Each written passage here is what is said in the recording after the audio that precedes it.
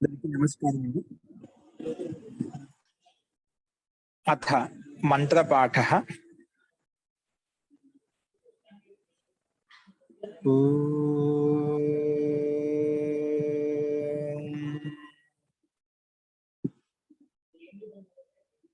सहनाववतु सहनौ भुनक्तु सह वीर्यं करवावहै तेजस्विनावधीतमस्तु मा विद्विषावहै। ओम शांति शांति शांति।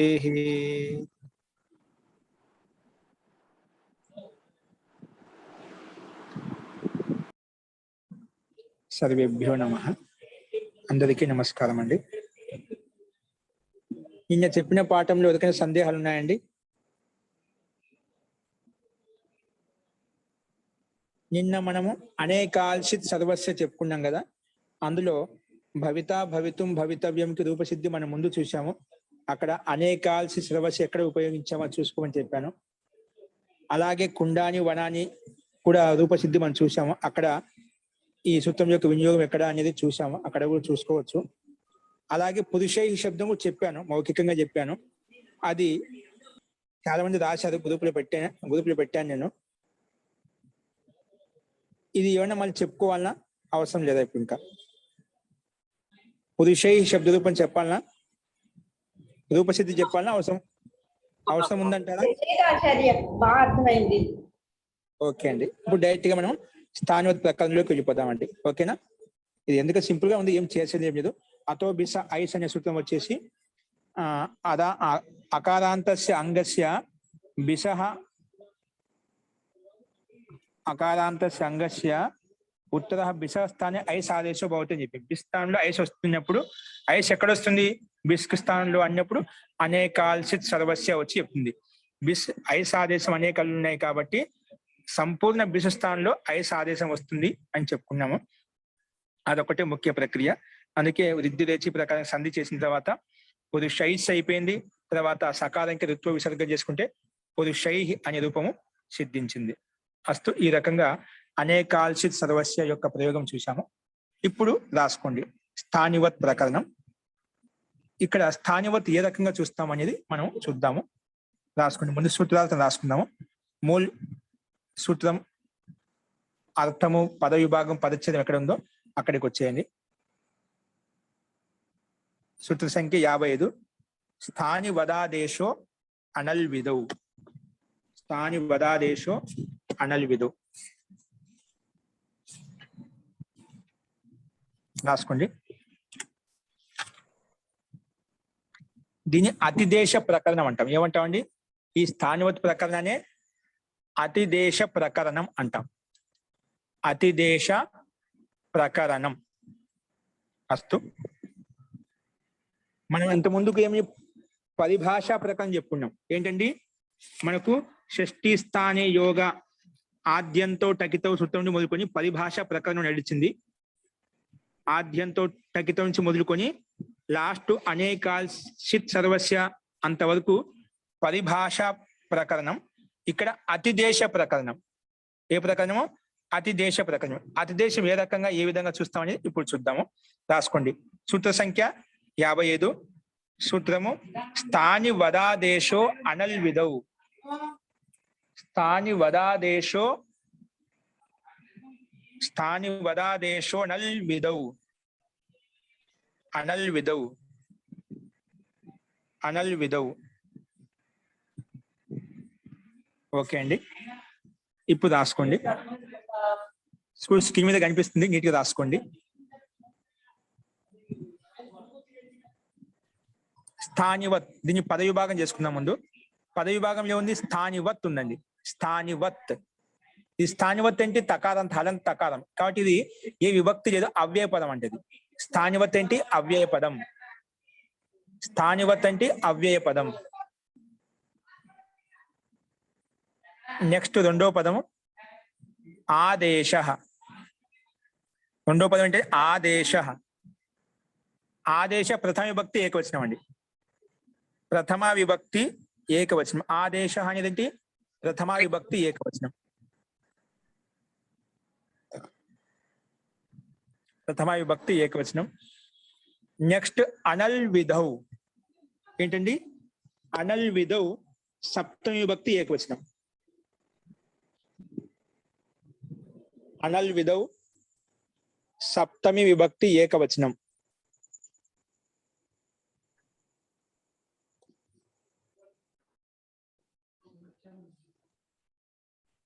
సప్తమి విభక్తి ఏకవచనం.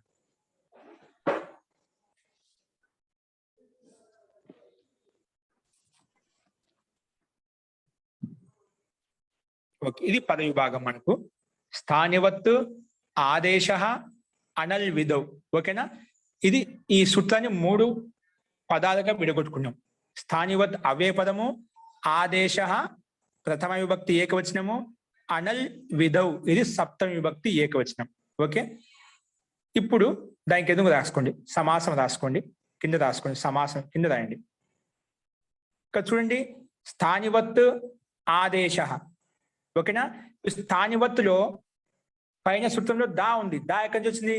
పద విభాగం చేసినప్పుడు తా స్థానివత్ అంటున్నాం. తకారం హలంతో ఉంది, పక్కనేమో స్థానివత్ అంటున్నాం అంట. దకారం వచ్చి ఎలా వచ్చింది? జలాం జశవంతే ప్రకారంగా తకారానికి దకారం అయిపోయింది.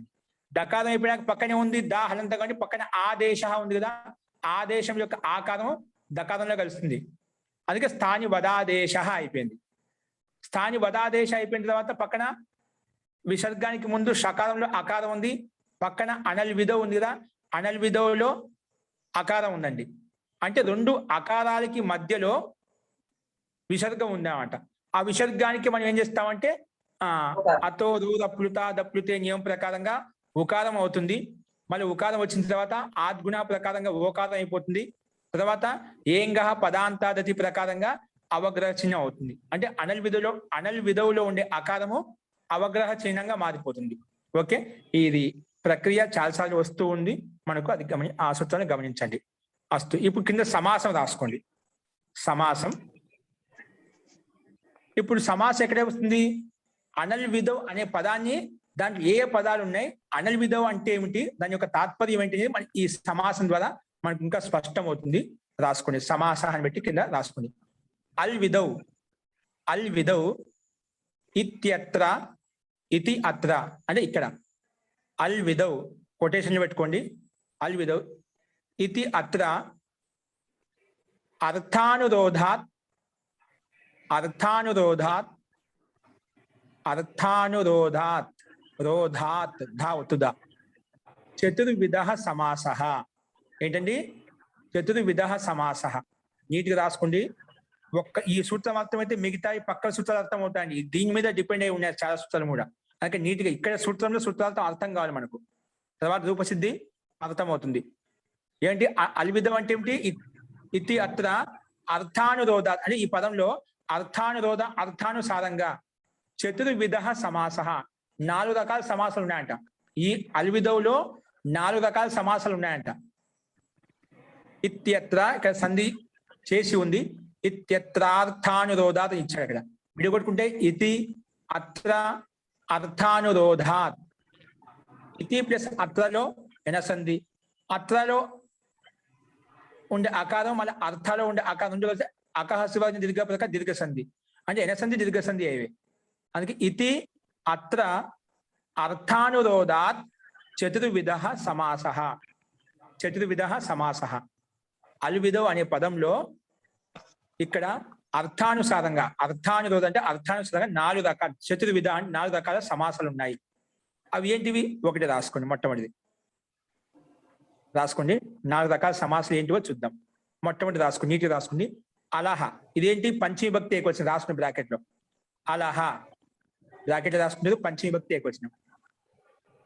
అలహ పరస్య విధి. అలహ పరస్య విధి. అల్ విధి. ఇది ఒక సమాసం. ఇది ఒకటి. ఈ సమాసం 4 రకాల సమాసాలు ఇది ఒకటి. ఏంటి? అలహ పరస్య విధి అల్ విధి. అంటే అల్ వర్ణానికి పక్కలో ఏదైతే పని చేసుకుంటామో దాన్ని అల్ విధి అంటామండి. అందుకే అలహ పరస్య విధి అంటే పక్కన పరస్య అంటే పక్కన చేసే విధి. అంటే విధి ఏదైనా కావచ్చు, దీర్ఘం కావచ్చు, లోపం కావచ్చు, ఏదైనా కానీ విధి. అలహ పరస్య విధి అల్ విధి అంటే అల్కి పక్కన చేసుకునే విధిని అల్ విధి అంటాం. అల్ అంటే అల్ ప్రత్యాహారం. అల్ ప్రత్యాహారానికి పక్కలో ఏదైతే విధి జరుగుతుందో, విధానం జరుగుతుందో అటువంటి విధిని అల్ విధి అంటాం. ఇది పంచవిభక్తి అల్ విధి. ఓకేనా? అల్ విధి. ఇదే సమాసము. అలహ పంచవిభక్తి కాబట్టి ఇది పంచమి తత్పురుష సమాసం. రాసుకుని బ్రాకెట్ లో అలహ పరస్య. పరస్య అంటే పక్కన అంటున్నా అంటే ఖచ్చితంగా పక్కన ఎప్పుడు వస్తుంది? పంచవిభక్తిలో పక్కన చేసుకుంటాం అనమాట. అందుకే పక్కన ఏదో పని అయింది అనుకోండి, అది అలహ పరస్య విధి అని అనుకోవాలి. దీన్నే పంచమి తత్పురుష సమాసం కింద చెప్పుకున్నాం. అలహ పరస్య విధి అల్ విధి బ్రాకెట్ లో పంచమి తత్పురుష సమాస. ఇది ఒక సమాసం. రెండో రాసుకోండి. సేమ్ మళ్ళీ అలహ. అలహ షష్ఠి విభక్తి ఏకవచనం అండి. రూపంలో ఒకే విధంగా ఉంది కానీ మనం విభక్తిని బట్టి ఐడెంటిఫై చేయాలి. ఇది పంచమి విభక్తి, షష్ఠి విభక్తి అనేది. నెక్స్ట్ రాసుకోండి. అలహ షష్ఠి విభక్తి ఏకవచనం బ్రాకెట్ లో. అలహ షష్ఠి విభక్తి ఏకవచనం. షష్ఠి విభక్తి అంటే ఏమొస్తుందండి? స్థానే విధి. అదే కదా, పంచమి అంటే పక్కన, షష్ఠి ఉంటే స్థానంలో. అందుకే అలహ స్థానే విధి. అలహ స్థానే విధి. అలహ స్థానే విధి అల్ విధి. అలహ స్థానే విధి అల్ విధి. అలహ స్థానే విధి అల్ విధి. అలహ స్థానే విధి ఈజ్ ఈక్వల్ టు అల్ విధి. ఇది కూడా అల్ విధే అండి. కానీ ఎలా అర్థం? ఇది కూడా అల్ విధే, పై కూడా అల్ విధే. ఎలా అర్థం చేసుకోవాలి అంటే అర్థానుసారంగా మనం తెలుసుకోవాలి. ఇది పంచమి పక్కన చేసుకుంటే ఇది పంచమి అల్ విధి, దాని స్థానంలో చేసుకుంటే ఇది షష్ఠి విభక్తి యొక్క అల్ విధి అని అర్థం చేసుకోవాలి మనం. ఓకే, ఇది రెండవది. మూడో రాసుకోండి. అలీ విధి. అలీ సప్తమి విభక్తి అండి. అలీ విధి అది రాసుకునేదా? అలహ స్థానే విధి అల్ విధి బ్రాకెట్ లో షష్ఠి తత్పురుష సమాస రాసుకోండి. షష్ఠి తత్పురుష సమాస బ్రాకెట్ లో. నెక్స్ట్ మూడో సమాసం రాసుకోండి. ఏంటి ఇది? అలీ. అలీ సప్తమి విభక్తి ఏకవచనం అండి. కాంటే బ్రాకెట్ రాసుకోండి. అలీ. అలీ విధి. అలీ విధి ఈజ్ ఈక్వల్ టు అల్ విధి. అన్ని అల్ విధిలే, కాకపోతే ఒక చోట పంచమి ఉంది, ఒక చోట షష్ఠి ఉంది, ఒక చోట సప్తమి విభక్తి. అలీ విధి అల్ విధి విగ్రహవాక్యాన్ని బట్టి మనం అర్థం చేసుకోవాలి. అలీ విధి అల్ విధి. అలీ విధి అల్ విధి. అలీ విధి అల్ విధి. ఇదే సమాసం బ్రాకెట్ చేసుకుని సప్తమి తత్పురుష. సప్తమి తత్పురుష సమాసం. ఓకేనా? ఇది మూడవది. నెక్స్ట్ నాలుగోది రాసుకోండి. కింద రాసుకోండి. అలా విధి తృతీయ తత్పురుష సమాసం అనేది. తృతీయ విభక్తి అలా అని తృతీయ విభక్తి ఏకవచనం అంట. అలా విధి రాసుకోండి. బ్రాకెట్ రాసుకోండి. అలా బ్రాకెట్ లో తృతీయ విభక్తి ఏకవచనం 3/1 తృతీయ విభక్తి ఏకవచనం రాసుకోండి. అలా లాకి తిరిగి అలా విధి అల్ విధి. అలా విధి అల్ విధి. అలా విధి అల్ విధి. అలా విధి అల్ విధి. ఇదేంటి? తృతీయ తత్పురుష సమాస. ఓకేనా? ఈ తృతీయ తత్పురుష సమాసం. ఓకే,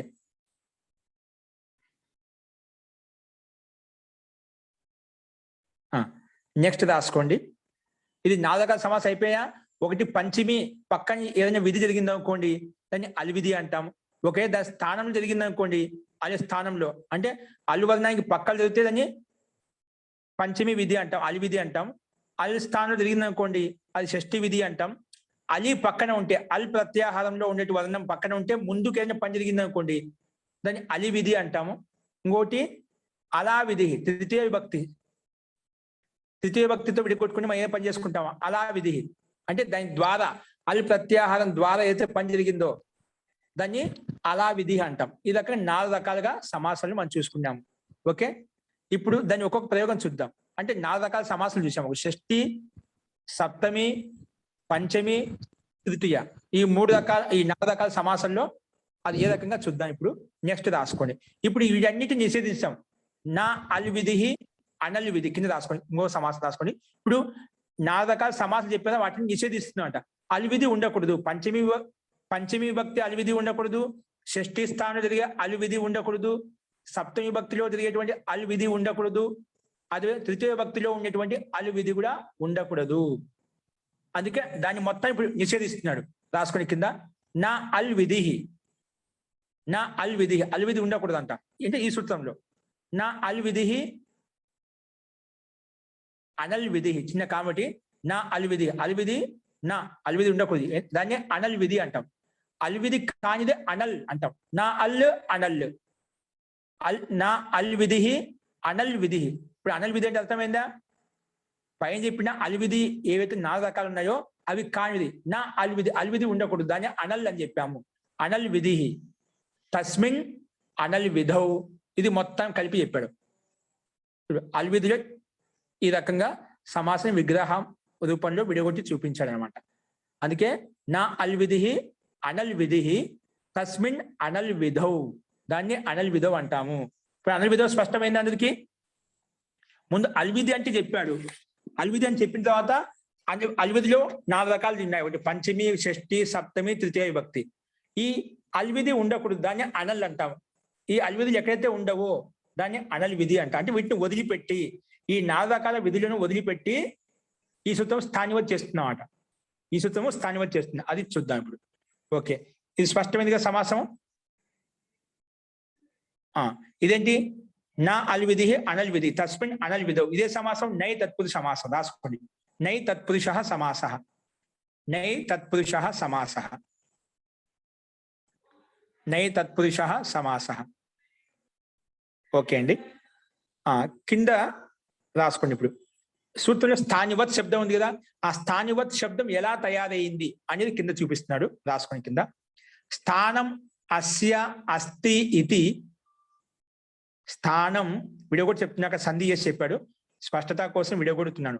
స్థానం అస్య అస్తి ఇది. స్థానం అంటే స్థానం దీనికి ఉంది. దీన్ని స్థానం అస్య అస్తి, స్థానం దీనికి ఉంది, దాన్ని స్థాని అంటాం. స్థానం అస్య అస్తి ఇది స్థాని. స్థానం అస్య అస్తి ఇది స్థాని. స్థానం అస్య అస్తి ఇది స్థాని. అర్థమైంది? స్థాని అంటే ఆ స్థాని శబ్దానికే ఇన్ని ప్రతి తీసుకొచ్చామండి. రాసుకునే బ్రాకెట్లో అత ఇనిటనౌ.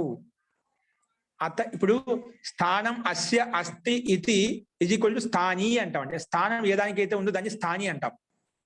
ఈ స్థానిలో స్థాని శబ్దం ఎలా తయారైంది అంటే బ్రాకెట్లో రాసుకుని అత ఇనిటనౌ. ఇది సూత్రం అండి. అత ఇనిటనౌ ఇతి అనేన సూత్రేణ, ఇతి అనేన ఇని ప్రత్యయ. ఇక్కడ ఇని ప్రత్యయం చేశాం. ఇత్యనేన ఇని ప్రత్యయ, ఇత్యనేన ఇని ప్రత్యయ, ఇత్తి అనేన ఇని ప్రత్యయ, ఇనిహి ప్రత్యయ, ఇత్యనేన ఇనిహి ప్రత్యయ. ఓకేనా? ఈ సూత్రం ద్వారా ఇని ప్రత్యయం చేసుకున్నాం. ఇని ప్రత్యయం తీసుకొచ్చిన స్థాని అయిపోయిందంట. మళ్ళీ ఈ స్థాని శబ్దం తయారైన తర్వాత మళ్ళా కామ పెట్టి రాసుకోండి. ఇని ప్రత్యయ కామ. మళ్ళీ దాన్నే స్థాని శబ్దాన్ని మళ్ళా కొంచెం ముందు తీసుకెళ్తున్నాడు. రాసుకోండి. స్థానినా తుల్యం స్థానివత్, స్థానినా తుల్యం స్థానివత్. ముందు స్థాని శబ్దం తయారు చేశాడు. స్థానం ఏ దానికైతే దాన్ని స్థాని అంటాం. మళ్ళా స్థానినా తుల్యం, ఆ స్థానికి సమానంగా ఏదైతే ఉందో దాన్ని స్థానివత్ అంటాం. ఇప్పుడు రామవత్ అంటామా? రామశబ్దం ఒక చెప్పాం. ఆ రామశబ్దం, ఆ రామశబ్దానికి సమానంగా ఉంది ఇంకే ఏ శబ్దం అయితే దాన్ని రామవత్ అంటాం. రామశబ్దానికి సమానం కృష్ణ శబ్దం ఉంది, అదేవిధంగా దేవ శబ్దం ఉంది. అట్లా పుల్లింగ శబ్దం చాలా ఉన్నాయన్నమాట. బాలక శబ్దం ఉంది. ఓకేనా? అలాగా అవన్నీ రామవత్, రామునికి సమానంగా సదృశ్యంగా ఉన్నాయి. అలాగే ఇక్కడ స్థానం అస్య అస్తి, స్థానం ఏదైతే ఉందో దాని స్థాని అంటాం. ఆ స్థానికి సమానంగా ఏదైతే ఉందో స్థానినా తుల్యం, స్థానికి సమానంగా ఏదైతే ఉందో దాన్ని స్థానివత్ అంటాం. స్థానివత్. ఓకేనా, రాసుకోండి. స్థానినా తుల్యం స్థానివత్. సరే, స్థాని కదా, మన వత్ ఎక్కడి నుంచి వచ్చింది అంటే దాని పక్కనే రాసుకునే బ్రాకెట్ లో తేన తుల్యం క్రియా చేద్వతి రాసుకోండి. సూత్రం రాసుకోండి. ఇక్కడ పూర్తిగా వెళ్ళి కొంచెం ఇచ్చాడు కానీ పూర్తిగా రాసుకోండి. తేన తుల్యం క్రియా చేద్వతి. క్రియా చేద్వతి ఇది సూత్రం అండి. పూర్తిగా ఇక్కడ వతి వచ్చింది సూత్రంలో, వతి ప్రత్యయం. తేన తుల్యం క్రియా చేద్వతి ఇది సూత్రం అండి, రాసుకుని. ఇతి అనేన వతి ప్రత్యయః.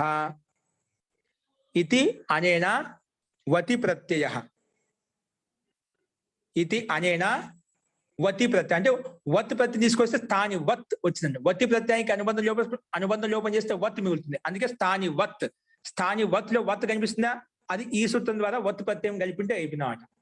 అర్థమైందా? ముందు స్థానం ఏ దానికైతే ఉందో దాన్ని స్థాని అంటామో, ఆ మళ్ళా స్థానికి సమానంగా ఏదైతే ఉందో దాన్ని స్థానివత్ అంటాము. ఇక్కడ తేన తుల్యం క్రియా చేద్వతి అనే సూత్రం చేత వతి ప్రత్యయం వచ్చి స్థానివత్ తయారైంది. దానికంటే ముందు స్థానీ శబ్దం అనేది దీర్ఘీకారం అనేది అత ఇనిటనో అనే సూత్రం చేత ఇని ప్రత్యయంతో తయారైంది అని చెప్పుకున్నాం. సూత్రంలో స్థానివత్ శబ్దం ఎలా తయారైంది, ఈ రెండు సూత్రాల ద్వారా ఒకటేమో ఇని ప్రత్యయం తీసుకొచ్చింది, ఒకటేమో వత్ ప్రత్యయం తీసుకొచ్చినప్పుడు స్థానివత్ శబ్దం తయారవుతుందని చెప్పుకున్నాం. ఓకేనా, ఇది మనము ఈ సూత్రంలో ఉండే పద విభాగంలో కొంచెం విడదీసి విపులంగా చెప్పుకున్నాం. ఇప్పుడు దీని సూత్రార్థం ఏంటి రాసుకోండి. సూత్రార్థం చూడు, ఇంత సమాసం ఇంత విపులంగా చెప్పుకున్నాం మనం. దీని సూత్రార్థం ఏంది చూద్దాం. ఈ సూత్రానికి సూత్రం యొక్క అర్థము సూత్రంలో మనకు కనిపించాలి, ఆ విధంగా అలవాటు చేసుకోవాలి. రాసుకోండి. అర్థ రాసుకోండి. అర్థ ఆదేశ స్థానివత్ భవతి. ఏంటండి ఆదేశ అంటే ఏదైనా ఆదేశం తీసుకొచ్చినప్పుడు మనం అనంగాదేశము, ఇకారాదేశము, ఉకారాదేశం, ఆదేశాలు ఏవైతే వస్తాయి అంటే ఏదో ఒక సూత్రం చెప్తుంది. ఇకారం ఆదేశం చేసుకో, ఉకారం ఆదేశం చేసుకో, మనకి ఏదో ఒక సూత్రం చెప్తున్నాం అంట, అది ఆదేశం అంటాం. ఆదేశ స్థానివత్ భవతి. ఆదేశ స్థానివత్ భవతి కామ అల్విధిం వర్జయిత్వా. అల్విధిం వర్జయిత్వా. అల్విధిం వర్జయిత్వా. అల్విధిని వదిలిపెట్టి అంటే అల్విధిని వదిలిపెట్టి అని అర్థం. ఇప్పుడు సూత్రాలు తీసుకోండి, బాగా గమనించండి. సూత్రం ఎంత సింపుల్ గా ఉంది. ఆదేశ స్థానివత్ భవతి అల్విధిం వర్జయిత్వా అంటే అల్విధిని వదిలిపెట్టి. అల్విధి అంటే ఏమిటండి, అల్ పంచమి విధి, అల్ షష్ఠి విధి, అలహ పంచమి విధి, అలహ షష్ఠి విధి, అలి విధి, ఇది సప్తమి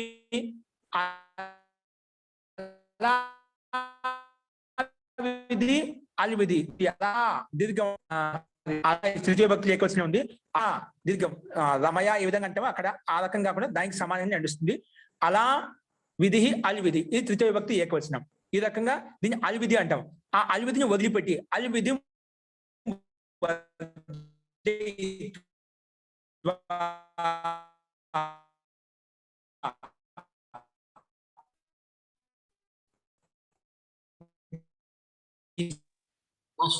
మహోదయ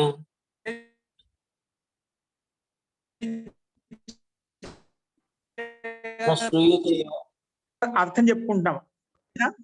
అర్థం రాసుకున్నారు కదా, సూత్రార్థం రాసుకున్నారా. ఆదేశ స్థానివత్ భవతి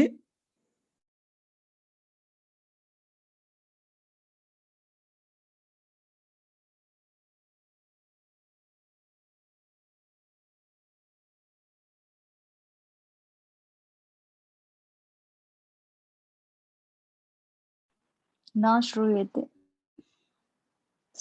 జీ రాజశ్రీ వినిపిస్తుందండి.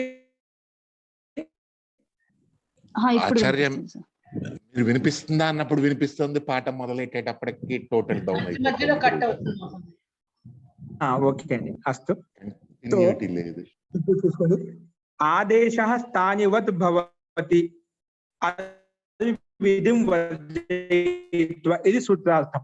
స్థానివద అనని విధం అనే సూత్రానికి ఇది దీని యొక్క అర్థం. చూడండి, ఇప్పుడు మనం చేసిన వాక్యము ఆదేశ స్థానివత్ భవతి అల్ విధిం వర్జయిత్వ. ఇది సూత్రంలో ఉంది చూడండి, తిప్పి రాసాం అంతే.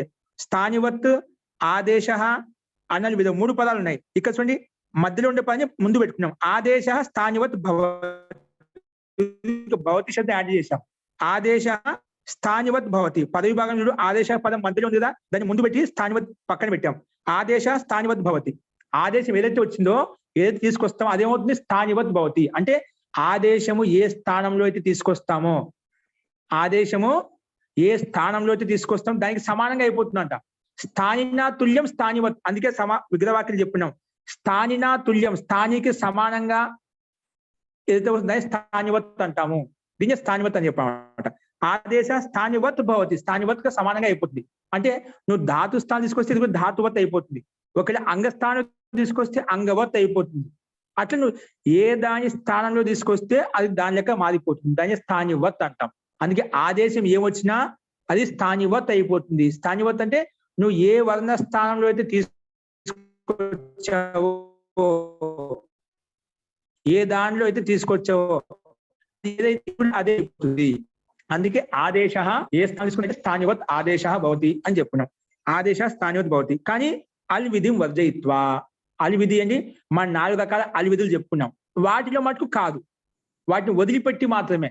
ఎక్కడైనా అలా అంటే అల్ ప్రత్యాహారంలో ఉన్నటువంటి వర్ణాలు పక్కన పని చేసుకుంటే విధి చేసుకున్నాం అనుకోండి, అల్ విధి చేసుకున్నాం పక్కనైనా విధానం చేసుకున్నాం అనుకోండి, అక్కడ జరగదు, ఇది స్థానివత్ చేయదు. ఇంకా షష్ఠీ విభక్తి స్థానంలో చేసుకున్నాం అనుకోండి, అక్కడ కూడా ఈ ఆదేశము స్థానివత్ కాదు. ఇంకెక్కడ కాదు, సప్తమి విభక్తిలో అది పక్కన ఉంటే ముందు పని చేసుకున్నాం అనుకోండి, అటువంటి సందర్భంలో ఇది స్థానివత్ కాదు, ఆదేశము స్థానివత్ కాదు. ఇంకా తృతీయ విభక్తిలో కూడా ఇది స్థానివత్ కాదు. ఈ 4 సందర్భాలను వదిలిపెట్టి మిగిలిన అన్ని చోట్ల ఆదేశం ఎప్పుడు వచ్చినా అది స్థానివత్ అయిపోతుంది. ఆదేశం ఎప్పుడు వచ్చినా అది స్థానివత్ అయిపోతుంది. ఓకేనా, ఇది సూత్రార్థం. అందుకే సూత్ర స్థానివత్ ఆదేశ, ఆదేశ స్థానివత్ తిప్పి రాయండి. ఆదేశ స్థానివత్ భవతి. అనల్ విధవు, అనల్ విధం అంటే అల్ విధిని వదిలిపెట్టి చెప్పాను కదా, నా అల్ విధం అనల్ విధం అని విగ్రహవాక్యం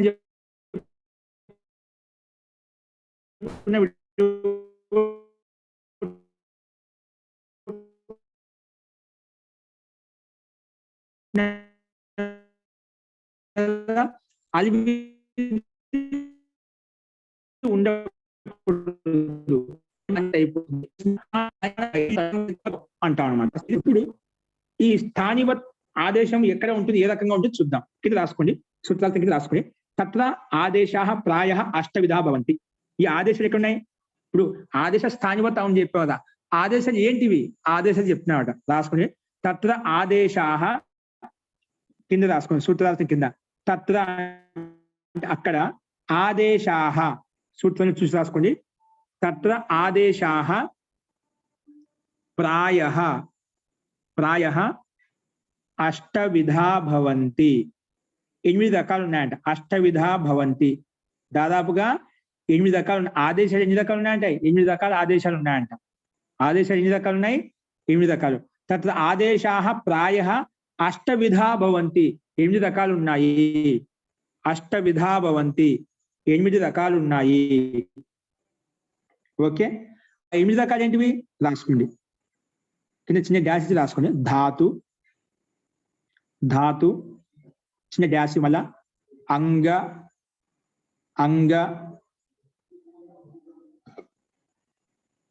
మళ్ళీ చిన్న డాష్ ఇవ్వండి. కృత్ అంగ కృత్ చిన్న డాష్, మళ్ళా తద్దిత డాష్, అవ్యయ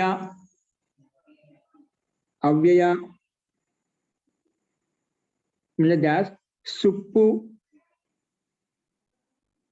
మళ్ళీ టింగ్ డాష్ పెట్టుకుంటూ వెళ్ళండి. టింగ్, పదాదేశాః పద్ ఆదేశాః, ఇవన్నీ ఆదేశం అండి. ధాతు అంటే ధాతు స్థానంలో వచ్చిన ఆదేశము ధాతువత్ అయిపోతుంది. ఏదైనా ఆదేశము ధాతు స్థానంలో వచ్చినప్పుడు, ధాతు స్థానంలో వచ్చిందంటే ఆదేశం ఏదైనా కానీ అది ధాతువత్ అయిపోతుంది. ఒకవేళ అంగస్థానంలో వస్తే అంగవత్ ఆదేశం అయిపోతుంది. వచ్చిన ఆదేశం కూడా అంగవత్గా మారిపోతుంది. ఒకవేళ ఆదేశము కృతు స్థానంలో వచ్చినప్పుడు అది కృతాదేశం అయిపోతుంది, అంటే కృతవత్ అయిపోతుంది. ఆదేశం కూడా కృతవత్ అయిపోతుంది. ఆదేశాన్ని కృతిగా భావిస్తాం. అదే తద్దిత ప్రత్యయ స్థానం వచ్చినప్పుడు అది తద్దిత ఆదేశం తద్దితంగా మారిపోతుంది. అదే అవ్యయ స్థానం తీసుకొస్తే అది అవ్యయవత్ అయిపోతుంది. ఒకే సుపు స్థానం తీసుకొచ్చామనుకోండి ఆదేశము, అది సుపువత్ అయిపోతుంది. ఒకే తింగ్ స్థానం తీసుకొస్తే ఆదేశం అయిపోతుంది. ఒకవేళ పద స్థానం తీసుకొచ్చామనుకోండి ఆదేశాన్ని, అది పదివత్ అయిపోతుంది. అర్థమైందా? ఆదేశము ఏ స్థానంలో తీసుకొచ్చామో ధాతు స్థానం తీసుకొస్తే ధాతువత్ అయిపోతుంది. అంగస్థానం తీసుకొస్తే ఆదేశం అంగవత్ అయిపోతుంది. కృతు స్థానం తీసుకొస్తే కృతువత్ అయిపోతుంది. అదేవిధంగా తద్దిత ప్రత్యయ స్థానం తీసుకొస్తే తద్దితవత్ ఆదేశం అయిపోతుంది. అవ్యయ స్థానం తీసుకొస్తే అవ్యయవత్ ఆదేశం అయిపోతుంది. అలాగే సుపు స్థానంలో సుపువత్, తింగ్ స్థానంలో తింగువత్, అదేవిధంగా పద స్థానంలో పదవత్ ఆదేశం అవుతుంది. పదవత్ ఆదేశం అవుతుంది. కాబట్టి అదే ఈ స్థానం చెప్పాం. ఆదేశం ఏం చెప్పామని? అష్టదా భవంతి, ధాతు అంగ కృత తద్దిత ఇవి 4, అవ్యయ సుప్పు తింగు పద్ ఇవి 4, మొత్తం 8. వీటి స్థానంలో ఆదేశాలు వస్తాయండి. అంటే ఏ స్థానం తీసుకొచ్చా అది ఏదైతే ఉందో అంగమైతే అంగము, కృత్ అయితే కృత్తు, తద్దితం అయితే తద్దితం, అవి ఇది కూడా దాని లెక్క అయిపోతుంది. ఓకేనా? ఒకవేళ ధాతు స్థానం ఆదేశం తీసుకొస్తే అది ధాతువత్ అయిపోతుంది. ఇప్పుడు ఒక్కొక్క దానికి మనం ఉదాహరణ ఎలాగా చూద్దాం. ధాతుకు ఆదేశాలు వచ్చినప్పుడు ఏ రకంగా ఉంటుంది, అంగానికి అదేవిధంగా ఉదాహరణలు, కృత్తుకి ఉదాహరణలు, తద్దిత ప్రత్యయానికి ఉదాహరణలు మనం క్రమంగా చూద్దాం. ఇప్పుడు ఈ 8 ఆదేశాల్లో ధాతు ఆదేశాలు ఎలా ఉంటాయి చూద్దాం. అందుకే కింద రాసుకుని ముందుగా ధాత్వాదేశ, ధాతు స్థానంలో ఆదేశాలు తీసుకొస్తే ధాతువత్ అయిపోతాయి కదా, దానికి ఉదాహరణలు ఏంటి రాసుకోండి.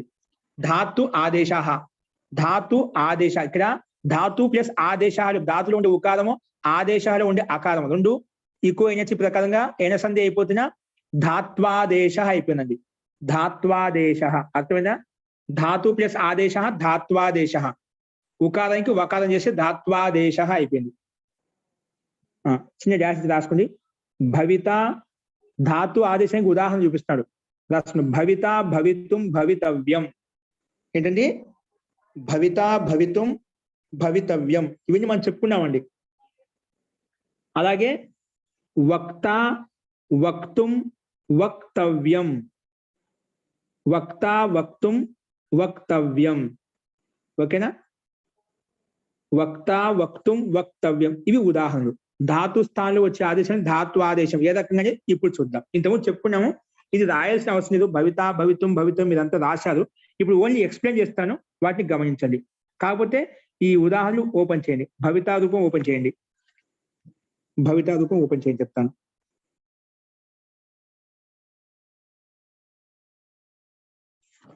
దీనికి ఉదాహరణ ఓపెన్ చేయండి. ఎక్కడ వచ్చింది మనకు చూడండి. మీరు భవిత భవితుం రూపం రాసుకున్నారు, అది ఓపెన్ చేయండి చెప్తాను.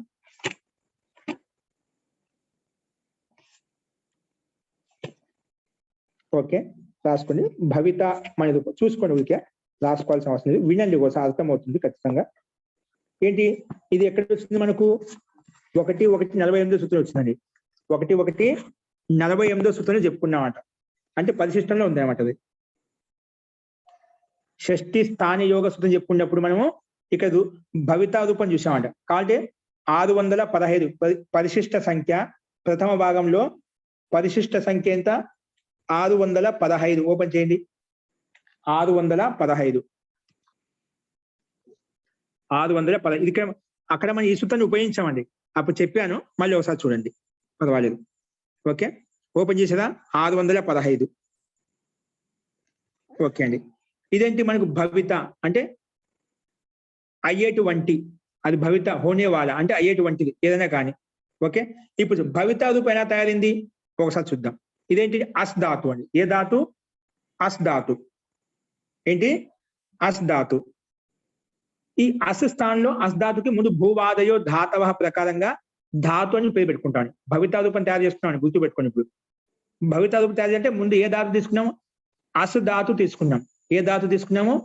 అస్ ధాతు తీసుకున్నాం. ఈ అస్ ధాతు రాగానే ముందు దానికి భూవాదయో ధావ అనే సూత్రం ప్రకారం ధాతు సంజయం పెట్టిన తర్వాత వినండి కేవలం.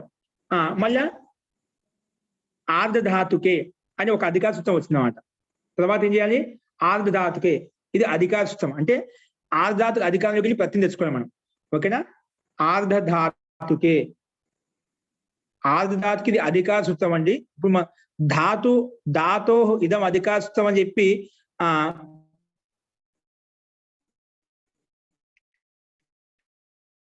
ధాతు అధికారంలోకి ఏ విధంగా అయితే తీసుకుంటామో అధికారం, ధాతు అధికారంలోకి వెళ్ళే విధంగా అయితే ప్రత్యయం తీసుకుంటాం, అలాగే ఆర్ధాతుకే అనే అధికారంలోకి వెళ్ళి ఒక ప్రత్యయం తెచ్చుకుంటాం. అదేంటి, ఒక సూత్రం ఆర్ధాతుకు అధికారం ఒక సూత్రం ఉన్నది. ఏదది? ఆర్ధధాతుకి. ఆర్ధధాతుకు విషయంలో అంటే ఆర్ధధాతుకు ప్రత్యయం రాబోతుంది అని చెప్పి ముందే మనం ప్రత్యయం తెచ్చుకుంటాం అన్నమాట. ఓకేనా. ఏ ప్రత్యయం తెచ్చుకుంటాము చూడండి, అస్తేర్భు అనే వచ్చిందన్నమాట. ఆర్ధధాతుకే అనే సూత్రానికి అధికారం ఏముందంట, అస్తేర్భు సూత్రం అనేది స్పష్టంగా అస్తేహి భూ అంటే అస ధాతు స్థానంలో భూ ఇతి అయం ఆదేశో భవతి అని చెప్పింది. ఏమొచ్చింది ఈ సూత్రం వచ్చి ఏమంటుంది, ఆర్ధాతుక విషయంలో అంటే ఆర్ధాతుక ప్రత్యయ విషయంలో అస ధాతు చేత భూ అయం ఆదేశో భవతి, భూ అనే ఆదేశం వస్తుంది. అంటే అస ధాతు స్థానంలో భూ ఆదేశం వస్తుంది. ఏమొస్తుంది, అస్తేహి షష్ఠీ విభక్తి ఏకవచనం, భూ ప్రథమ విభక్తి ఏకవచనం. అంటే అస్తే అస ధాతు స్థానంలో భూ ఇతి అయం ఆదేశో భవతి, భూ ఆదేశం వస్తుంది అని చెప్పింది.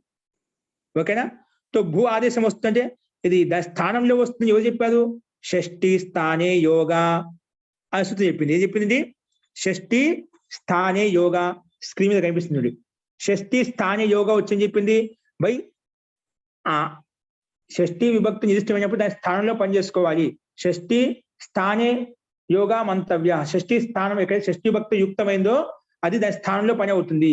కాబట్టి ఇక్కడ అస్తేహి అనే పదంలో పదవిభాగం చేసుకుంటే, అస్తేర్భు అనే సూత్రాన్ని పదవిభాగం చేసుకుంటే అస్తేహి అనే షష్ఠీ విభక్తిలో ఉంది.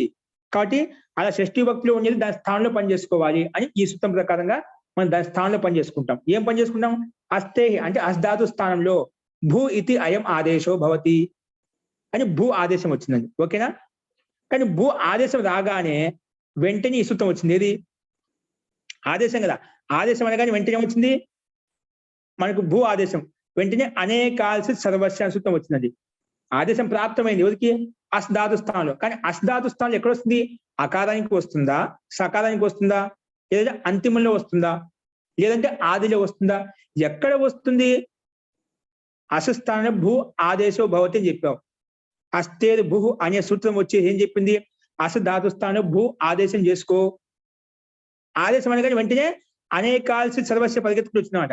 ఎందుకంటే ఆదేశంలో అనేక అల్లులు ఉన్నాయి కదా. భూను విడగొడితే భ హలంతము తర్వాత ఉ, రెండు అల్లులు అయిపోయాయి కదా. అంటే ఒకటి కన్నా ఎక్కువ అంటే అనేక అల్లులు అయిపోతాయి అన్నమాట. అంటే రెండు అల్లులు ఉన్నాయి కాబట్టి అనేకాల్సి సర్వస్య వచ్చేసి అనేకాల ఆదేశం అనేది సంపూర్ణ స్థానంలో అవుతుంది. అంటే అస్ ధాతు స్థానంలో ఇది భూ ఆదేశం వస్తుంది. ఓకేనా.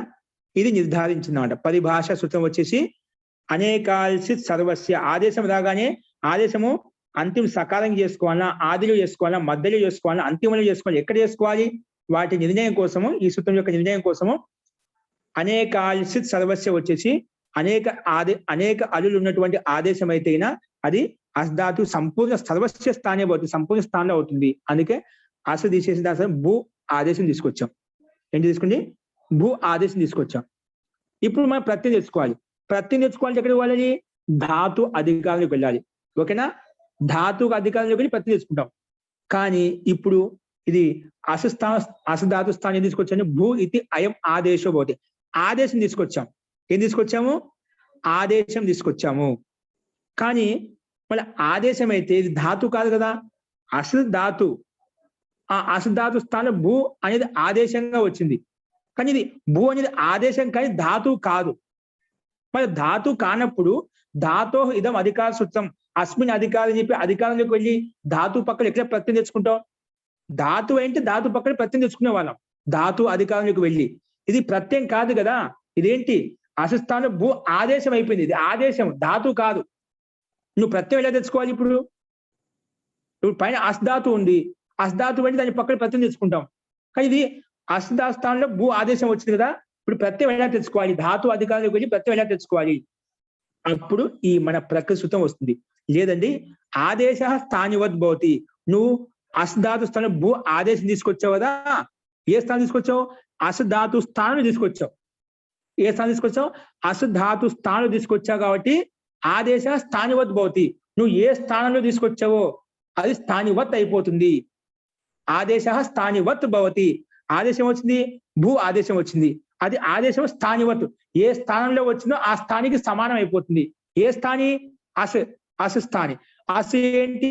ధాతు. కాబట్టి దాని స్థానంలో వచ్చిన ఆదేశం కూడా అది ధాతువత్ అయిపోతుంది. అందుకే ధాత్వాదేశికి ఉదాహరణ అన్నమాట. ధాతు స్థానంలో ఆదేశం వచ్చింది కాబట్టి ఇది కూడా ధాతువత్ అయిపోతుంది, అంటే ధాతువుకి సమానంగా అయిపోతుంది. అందుకే ఆదేశ కిం భవతి? ఆదేశ స్థానివత్ భవతి. ఓకేనా? ఆదేశ స్థానివత్ భవతి, అందుకే స్థానివత్ అయిపోయింది. అంటే అస్ అనేది ధాతు కాబట్టి దాని స్థానంలో వచ్చిన ఆదేశం కూడా అది కూడా ధాతువుగా మారిపోయింది, స్థానివత్ అయిపోయింది. స్థానినః తుల్యం వర్తితే స్థానివత్. అందుకే విగ్రహవాక్యం చెప్పుకున్నాం. స్థానం అస్య స్థితి స్థాని. ఏ స్థాని? అస్ స్థాని అన్నమాట. ఎవరికి? భూ ఆదేశానికి. భూ రావడానికి స్థాని ఎవరు? అస్ అన్నమాట. అస్ స్థానంలోనే భూ వచ్చింది, దాన్ని ఆదేశం అంటాం. ఆదేశం ఏ స్థానంలో వస్తే ఆ స్థాని ఏదైతే ఉందో అది ధాతు కాబట్టి ఇది కూడా ధాతువత్ అయిపోతుంది, ధాతుకి సమానం అయిపోతుంది. ఓకేనా? ఇది ఈ ప్రకృతి సూత్రం యొక్క ముఖ్య ఉపయోగిత. ఇప్పుడు ధాతువత్ ఇది ధాతువత్ అయిపోయింది కదా, ధాతు అధికారంలోకి వచ్చి ప్రతి తీసుకోవడం మనకు ఎటువంటి ఆటంకం లేదు. జీ చెప్పండి. ఇక్కడ అనల్ విధౌ ఎలాగ వర్తించలేదో చెప్తారా? ఇది అల్విధి కాదు. అల్విధి అంటే మనకు 4 రకాలు చెప్పినాం. అలహ పరస్య విధి, అలాగే పక్కన పని చేసుకున్నాం మనం, అది చెప్తాను తర్వాత వస్తుంది. ఓకేనా? ఇక్కడ కేవలం ఇక్కడ 2 అర్థాలు ఉన్నాయి. ఆదేశ స్థానివత్ భవతి, కానీ అదేంటి? అల్విధిని వదిలిపెట్టి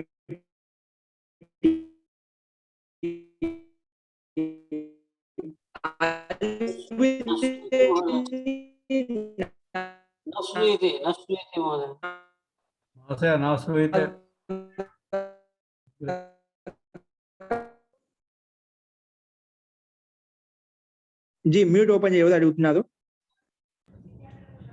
నేనే సార్. అదే అంటే ఇక్కడ అనల్ విధం ఎలాగ వర్తించుతుందో మనం ఒకసారి ఎక్స్ప్లెయిన్ చేస్తే క్లారిటీ వస్తుంది. జీ దాని ప్రత్యుదాహరణ చెప్తాను. ఇప్పుడు మనకు స్థానివత్ ఆదేశ భవతి ఆ పదాన్ని మనం ఇక్కడ ఉపయోగిద్దాం. అనల్ విధం ఎలాగనేది ఎందుకు ఇది రా చూపిస్తాను. ఓకేనా? అలాగే. ఈ సందర్భంలో మనకు భూ కూడా ధాతువత్ అయిపోయింది, ధాతు స్థానంలో వచ్చింది, ఇది ధాతువత్ అయిపోయింది, ధాతుకు సమానంగా అయిపోయింది. ఓకేనా? ఇది ధాతువత్ ఆదేశం. ఇది అర్థమైంది, బాగా అర్థమైంది. అస్తు. సో అందుకే ధాతువత్ ఆదేశం అయిపోయింది కాబట్టి ధాతుకు అధికారానికి వెళ్ళి మనము ధాతు ఇదం అధికార సూత్రం అస్మిన్ అధికారం అని చెప్పి నూల్ త్రిచౌ అనే సూత్రం చేత ప్రత్యయం తెచ్చుకుంటాం. ఓకేనా? మనకు ఏ ప్రత్యయం భవిత కావాలంటే 2 ప్రత్యయాలు ఉన్నాయి. త్రిచ్ ప్రత్యయం తెచ్చుకున్నప్పుడు భవిత రూపం తయారవుతుంది కాబట్టి త్రిచ్ ప్రత్యయం తెచ్చుకున్నాం. నూల్ త్రిచౌ అనే సూత్రైన త్రిచ్ ప్రత్యయ భవతి అని చెప్పి మనం ప్రక్రియ మొత్తం అక్కడ రాసుకున్నాం. త్రిచ్ ప్రత్యయం వచ్చింది. త్రిచ్ ప్రత్యయం వచ్చిన రాగానే దానికి అనుబంధ లోపం చేసుకుంటాము. అనుబంధ లోపం చేస్తే చకారం వెళ్ళిపోతుంది హలంత్యం తోటి, అప్పుడు త్రు మిగులుతుంది. భూ త్రు. ఇప్పుడు త్రు ఏంటి? ఆర్ధధాతుకం. ఏంటంటే ఇది ఆర్ధధాతుక ప్రత్యయం అన్నమాట. ఏ ప్రత్యయము? ఆర్ధధాతుక. ఎందుకంటే ఆర్ధధాతుకం శేష తింగ్ సిత్ భిన్న ఆర్ధధాతుక భవంతి. అంటే తింగ్ కాదు, షిత్ కాదు, కాబట్టి ఆర్ధధాతుకం శేష ప్రకారంగా త్రిచ్కి ఆర్ధధాతుక సంజ్ఞ ఉంది. ఆర్ధధాతుక సంజ్ఞ ఉంది కాబట్టి త్రిచ్కి వెంటనే ఆర్ధధాతు కస్యేడు వలాదేహి అనే సూత్రం వచ్చేసి ఆ ఆర్ధధాతు ప్రత్యయానికి ఇట్ ఆగమం వస్తుంది. ఇట్ ఆగమో భవతి. ఆగమాలు ఎక్కడ వస్తాయి? ఎవరికైతే చెప్పామో వాటికి అవయవంగా వస్తాయి. ఇక్కడ ఆర్ధధాతు ప్రత్యయం త్రిచ్, త్రిచ్కి చెప్పాం కాబట్టి త్రిచ్కి అవయవంగా వస్తుంది. కానీ ఎక్కడ వస్తుంది? త్రిచ్ అనే ఆర్ధధాతు ప్రత్యయం ఎక్కడ వస్తుంది? ఆదిలో, మధ్యలో, అంతిమలో ఎక్కడ వస్తుంది? దానికి నిర్ణయం కోసము ఆర్ధధాతు కస్యేడు వలాదేహి వచ్చేసి వలాది ఆర్ధధాతు ప్రత్యయానికి ఇట్ ఆగమో భవతి అని చెప్పింది. కానీ ఇట్ ఆగమ కుత్ర భవతి ఎక్కడ వస్తుంది అంటే ఆద్యంతౌ టకితౌ అనే సూత్రం వచ్చేసి టిత్ ఆగమ ఆది భవతి, కిత్ ఆగమ అంతే భవతి. ఇది ఇట్ కదా, ఇటు టిత్ కనిపిస్తుంది, ఇటు టకారం కనిపిస్తుంది అన్నమాట. అందుకే టిత్ ఆగమం. టిత్ ఆగమ ఆది భవతి అంటే ప్రత్యయానికి ఆదిలో కూర్చుంది. అంటే ఆర్ధధాతు ప్రత్యయం త్రిచ్ కదా, దానికి ఆదిలో కూర్చుంది, అందుకే మధ్యలో అయిపోయింది. భూ ఇట్ త్రు, భూ ఇట్ త్రు. ఓకేనా? ఇప్పుడు దీనికి ఇటుకి అనుబంధం లోపం చేయండి. మనం హలంత్యంతో ప్రకారం వెళ్ళిపోతుంది. తస్యలోప ఆదిశలోప చేస్తాం, ఈ మూలుతుంది. అప్పుడు ఏమైంది? భూ ఈ త్రు, భూ ఈ త్రు, భూ ఈ త్రు. మళ్ళీ ఈ స్థితిలో ఏమవుతుంది? మళ్ళా సార్వధాతుక ఆర్ధధాతుకయో అనే సూత్రం ప్రకారంగా గుణం అయిపోతుందండి. ఎవరికి? అంగానికి. ఎందుకంటే అంగ సంజ్ఞ ఉంది కదా, ఇది ఇట్టు త్రు, ఇట్ అనేది అవయవం. ఎవరికి అవయవము? తృచ్ ప్రత్యయానికి అవయవంగా వచ్చింది ఈ అనేది. ఇప్పుడు ఈ స్థితిలో ఆర్ధాతుకం కాబట్టి ఆర్ధాతుక ప్రత్యయం పక్క ఉంటే యస్మాత్ ప్రత్యయ విధి తదాది ప్రత్యయంగం ప్రకారంగా ముందున్న దానికి భూకి అంగ సంజ్ఞ వచ్చేస్తుంది. అంగ సంజ్ఞ ఉంది కాబట్టి సార్వధాతుక ఆర్ధధాతుకయో అనే సూత్రం వచ్చేసి దీనికి గుణం చేస్తున్నాడు. ఆర్ధధాతుక ప్రత్యయ పరత పూర్వస్య గుణో భవతి, ఆర్ధధాతుక ప్రత్యయ పరత అంగస్య గుణో భవతి అంటుంది. అంగానికి గుణం అవుతుంది, అంటే భూ అనే అంగానికి గుణం అవుతుంది. సో ఊకి గుణం ఏమవుతుంది? ఊకి గుణం ఓ అయిపోతుంది. ఓకేనా? సార్వధాతుక ఆర్ధధాతుకయో అనే సూత్రం వచ్చేసి ఆర్ధధాతుక ప్రత్యయం పక్కన ఉంటే ముందున్న అంగానికి గుణము చేస్తాను. సో అంగానికి గుణం ఎక్కడ వస్తుంది? ఇకో గుణ వృద్ధి. గుణం ఎప్పుడు కూడా ఇక్కుల స్థానంలో వస్తుంది. అంటే ఇక్కు ఉంది కదా, గుణం భూలో ఊ ఉంది, అది ఇక్కు ప్రత్యాహారంలో వస్తుంది. కానీ ఇక్కు స్థానే ఏవో గుణం భవతి. ఇక్కు అంటే ఊకి మాత్రం గుణం అవుతుంది. ఓకేనా? సో గుణం ఏమవుతుంది? గుణహైతికిం అన్నప్పుడు అదేం గుణ, ఆ ఏ ఓ ఈ మూడికి గుణం అని పేరు అని చెప్పింది. అదేం గుణ సూత్రం వచ్చింది. సో గుణం అనగానే భూస్థానంలో ఉకాసం 3 వర్ణాలు వచ్చాయి. ఏం పెట్టుకోవాలి దాంట్లో? అప్పుడు స్థానేంతరతమ ప్రకారంగా ఉకారం ఉపపద్మానీయ ఓష్ట్యా ప్రకారంగా ఓష్ట స్థానం కాబట్టి ఆ 3 వర్ణాల్లో ఓష్ట వర్ణం ఏదైతే ఉందో ఆ ఏ ఓలోంచి ఆ వర్ణం పెట్టుకుంటాం. ఆ ఏ అనేది ఓష్ట వర్ణం లేదు, ఓకి ఉంది. ఆ ఏ ఓలో ఓకి ఓష్ట వర్ణం ఉంది. ఉపపద్మానీయ ఓష్ట్యాహ ప్రకారంగా ఓష్ట వర్ణం కాబట్టి ఉకార స్థానం ఓనే వస్తుంది. అందుకే భో అయిపోయింది. గుణం అయిపోయింది, భో అయిపోయింది. అందుకే భో ఈ 3, భో ఈ 3, భో ఈ 3. ఇప్పుడు ఈ భో పక్కన ఎచ్చు పక్కన అకారం ఉంటే వెంటనే ఏ చోయ వాయావహ ప్రకారంగా ఆంతవాంతవాది సంధి వస్తుందన్నమాట, అయాది సంధి వస్తుందన్నమాట. అంటే ఒకారం పక్కన అకారం ఉంటే ఆ ఒకార అవ్ ఆదేశం అయిపోతుంది. ఏ చోయ వాయావహ సంధి నియమ ప్రకారంగా. ఇక్కడ ఓ ఉంది కదా, భో అయిపోయింది. భో ఈ 2 ఉంది. ఇప్పుడు ఓ పక్కన అచ్చు ఉంది. ఏంటి అచ్చు అంటే ఈ ఉంది. కానీ ఓ పక్కన అచ్చు అనేది ఈ ఉంటే గిన ఆ ఒకార స్థానంలో అవ్ ఆదేశం అవుతుంది, ఓ స్థానంలో అవ్ ఆదేశం అవుతుందండి. అందుకే భా హలంతము, ఒకార స్థానంలో అవ్వు, ఆ వా హలంతము, పక్కన ఈ, పక్కన త్రు, మొత్తం కలిపి భో హలంతం కాబట్టి అవులో ఉండే ఒకార స్థానంలో అవు తీసుకొచ్చిన ఆ వా హలంతం. అకారము బాధ కలిసిపోతుంది. మళ్ళీ వకారం అనేది ఆ వకార హలంతానికి పక్కన ఈ వచ్చింది కదా, ఇటుక ఈ ఉంది కదా, అది ఈ వాల కలిపిస్తుంది. అది భవి అయిపోయింది. భవితృ ఏమైపోయింది? భవితృ. ఓకే, భవితృ. భవితృ అయిపోయిన తర్వాత ఇది కృత్ ప్రత్యయం కాబట్టి కృత్ ప్రత్యయము కృతింగ్ ప్రకారంగా కృత్ సంజ్ఞ కాబట్టి కృత్ సంజ్ఞ ఉండటం వల్ల కృత్ తద్దిత సమాసాష్ట ప్రకారంగా మళ్ళీ భవితృకి మొత్తం ప్రాతిపద సంజ్ఞ అవుతుంది. ప్రాతిపద సంజ్ఞని పేరు పెట్టుకోవడం వల్ల యా ప్రాతిపదిక అధికారానికి వెళ్ళి సు తెచ్చుకుంటాం. సు తెచ్చుకున్న తర్వాత మళ్ళీ అనంగ ఆదేశం అవుతుంది. ఏమవుతుంది? అనంగ ఆదేశం అవుతుంది. ఓకేనా? అనంగ ఆదేశం తెచ్చుకున్న తర్వాత అనంగ ఆదేశం ఎక్కడ తెచ్చుకోవాలి అంటే గిచ్చాంశం వచ్చేసి అంతిమ స్థానం తెచ్చుకో. అంటే భవితృలో ఉండే రుకారానికి రుకార స్థానం అనంగ ఆదేశం వస్తుందని చెప్పుకున్నామాట. అంటే అనంగ తెచ్చుకొని పక్కన సు ఉంది, సు కూడా ఉంది. ఆ రకంగా ప్రక్రియ మనం మొత్తం చెప్పుకున్నాం. చేత నేత ప్రకారంగా ఆ ప్రక్రియ ప్రకారంగా అనంగ ఆదేశం తీసుకున్న భవితన్ సు అయిపోతుంది. మళ్ళా ఆ ఉపదాకి దీర్ఘం చేసుకుంటే భవితాన్ సు అయిపోతుంది. మళ్ళా ఆ సుకి కూడా లోపం చేస్తాం. హలింగ్యాభ్య దీర్ఘ సుతిస్య ప్రిక్తం హల్ ప్రకారంగా అవి సా వెళ్ళిపోతుంది. మళ్ళా ఆ ఉపదాకి దీర్ఘం అవుతుంది. అప్ త్రిన్ త్రిచ్ నప్త్రి నేస్త్రి త్వస్త్రి అనే సూత్రం చేత ఉపదాకి దీర్ఘం అవుతుంది. అప్పుడు భవితాన్ అయిపోయింది అన్నమాట. భవితాన్ అయిపోయింది. తర్వాత ఆ నకారానికి నలోపహ ప్రాతిపదికాంతస్య ప్రకారంగా నకారం లోపం అవుతుంది. భవిత అనే రూపం మనకు సిద్ధిస్తుంది. ఓకేనా? ఈ రకంగా ముఖ్యంగా మనకేంటి ఈ భూస్థానంలో ఈ సూత్రం ఎక్కడ వినియోగించబడింది అంటే భూస్థానంలో అసధాతు స్థానంలో అస్తేర్ భూ ఈ ముఖ్య సూత్రం. అస్తేర్ భూ అసధాతు స్థానం భూ ఆదేశం అవుతుంది అన్నప్పుడు ఆదేశం వచ్చింది. ఆదేశం వచ్చిన తర్వాత మళ్ళీ ప్రత్యయం తెచ్చుకోవడానికి వెళ్తుంటే ధాతు అధికారానికి వెళ్ళి ఏదైతే ధాతు కాదు ఆదేశము కదా, అసధాతు స్థానం ఆదేశం వచ్చింది కాబట్టి ప్రత్యయం తెచ్చుకోవడానికి వీలు లేదు అన్నప్పుడు ఈ సూత్రం వచ్చి లేదండి ఆదేశ స్థానివద్ భవతి. వచ్చిన ఆదేశము ఏ స్థానం నుంచి వచ్చిందో ఆ స్థానికి ఏదైతే లక్షణాలు ఉన్నాయో అదే లక్షణం దీనికి కూడా వస్తాయి. స్థానివత్ స్థానం అస్యాస్తి స్థాని, స్థానికి ఏవైతే ఉన్నాయో అవే స్థాయినా తుల్యం వర్తతే, ఆ స్థానికి సమానంగా ఇది కూడా అవుతుంది అది ధాతువు అయితే ఇది ధాతువు అయిపోయింది. అందుకే ధాతువు అయింది కాబట్టి ఇబ్బంది లేదు. ధాతుకు అధికారంలోకి ప్రత్యయం తెచ్చుకోవచ్చు. అందుకే తృచ్ ప్రత్యయం తెచ్చుకున్నాం. ఇంకా ఏదైనా తెచ్చుకోవచ్చు. అందుకే భవితా రూపం సిద్ధించింది. అలాగే భవిత్వం, ఇక్కడ సమాన కర్తృకయో తుమున్ సూత్రం చేత తుమున్ తెచ్చుకుంటాం. ఓకేనా? ఇక్కడ సేమ్ ముందు భవిత్వంలో ప్రారంభ స్థితిలో ఇక్కడ కూడా అదే సేమ్ పరిస్థితి వస్తుందన్నమాట. ఇక్కడ అస్ధాతు స్థానంలో అస్థేర్ భూ ప్రకారంగా మనము ఆదేశం తెచ్చుకుంటాము. ఆదేశము స్థానివత్ ప్రకారంగా ఇష్టముగా స్థానివత్ అయిపోతుంది. అప్పుడు స్థానివత్ కావడం వల్ల మన ధాతుకు అధికారానికి పోయి ఇక్కడ తృచ్ ప్రత్యయం కాకుండా సమాన కర్తృకేషు తుమున్ అనే సూత్రం చేసి తుముని ప్రత్యయం తెచ్చుకుంటాం. తుముని తెచ్చుకుంటాం. మరి తుమునికి ఆర్ధధాతుకం పేరు పెట్టాం కాబట్టి ఇట్టాగం వస్తుంది, మళ్ళా గుణం అయిపోతుంది, మళ్ళా అవాదేశం అయిపోతుంది. ఇక్కడ భవిత్వం అయిపోతుంది అన్నమాట. భవిత్వం. ఓకేనా? అలాగే భవితవ్యం, భవితవ్యంలో కూడా సేమ్ ప్రక్రియ ఇదే విధంగా ఉంటుంది. అస్ధాతు స్థానం భూ ఆదేశం అయినప్పుడు అది ఈ సూత్రం వచ్చేసి ఆదేశం స్థానివత్ ఆదేశ స్థానివత్ భవతి అని చెప్పింది. కాబట్టి ఇక్కడ కూడా ఆదేశం స్థానివత్ చేసిన తర్వాత ధాతుకు అధికారంలోకి వెళ్ళి తవ్య ప్రకారంగా తవ్యత్ ప్రత్యయం తెచ్చుకున్నాం. తవ్యత్ ప్రత్యయం తెచ్చుకున్నాక మళ్ళీ సు తెచ్చుకుంటాం. సుస్థానంలో అతోం ప్రకారంగా అమ్మ ఆదేశం చేసుకుంటే మనం భవితవ్యం రూపం సిద్ధిస్తుంది. అదేవిధంగా భవిత్వంలో క్రిమ్మే జంతా ప్రకారంగా అవ్యసంజ అయిపోతుంది.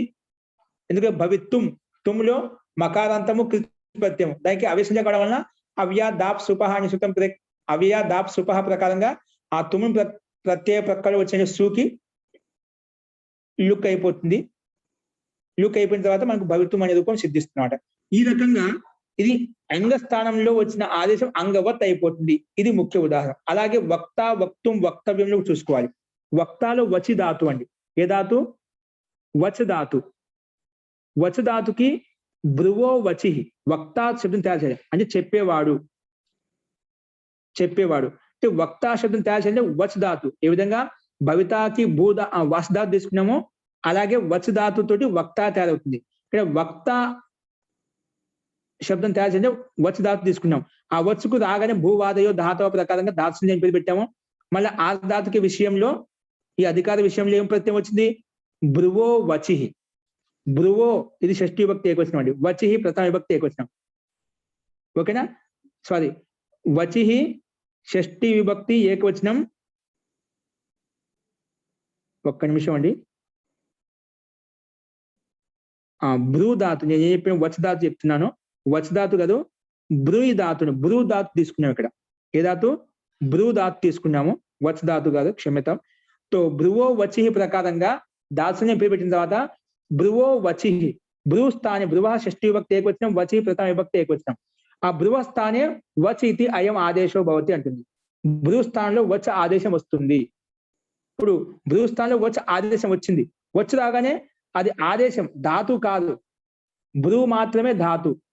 అప్పుడు మన ధాతుకు అధికారంలోకి వెళ్ళి ప్రత్యయం ఎలా తెచ్చుకోవాలి అంటే స్థానివత్ ఆదేశభవతి. ఆదేశ స్థానివత్ అవుతుంది, అలివిధిని వదిలిపెట్టి. ఇది అలివిధి కాదండి, పక్కన కానీ షష్ఠిలో పని చేసుకోవాలి, చెప్తాను తర్వాత. అది స్థానివత్ ఆదేశభవతి ప్రకారంగా ఆదేశ స్థానివత్ అవుతుంది. అందుకే ఇది వచ్ కూడా ధాతు స్థానం వచ్చింది కదా, ఇది కూడా ధాతువత్ గా మారిపోతుంది. అందుకే ధాతుకు అధికారానికి వెళ్ళి ప్రత్యయం తెచ్చుకోవడానికి ఇబ్బంది లేదు. అందుకే వచ్ ధాతు పక్కలో మనము వచ్ ధాతు పక్కలో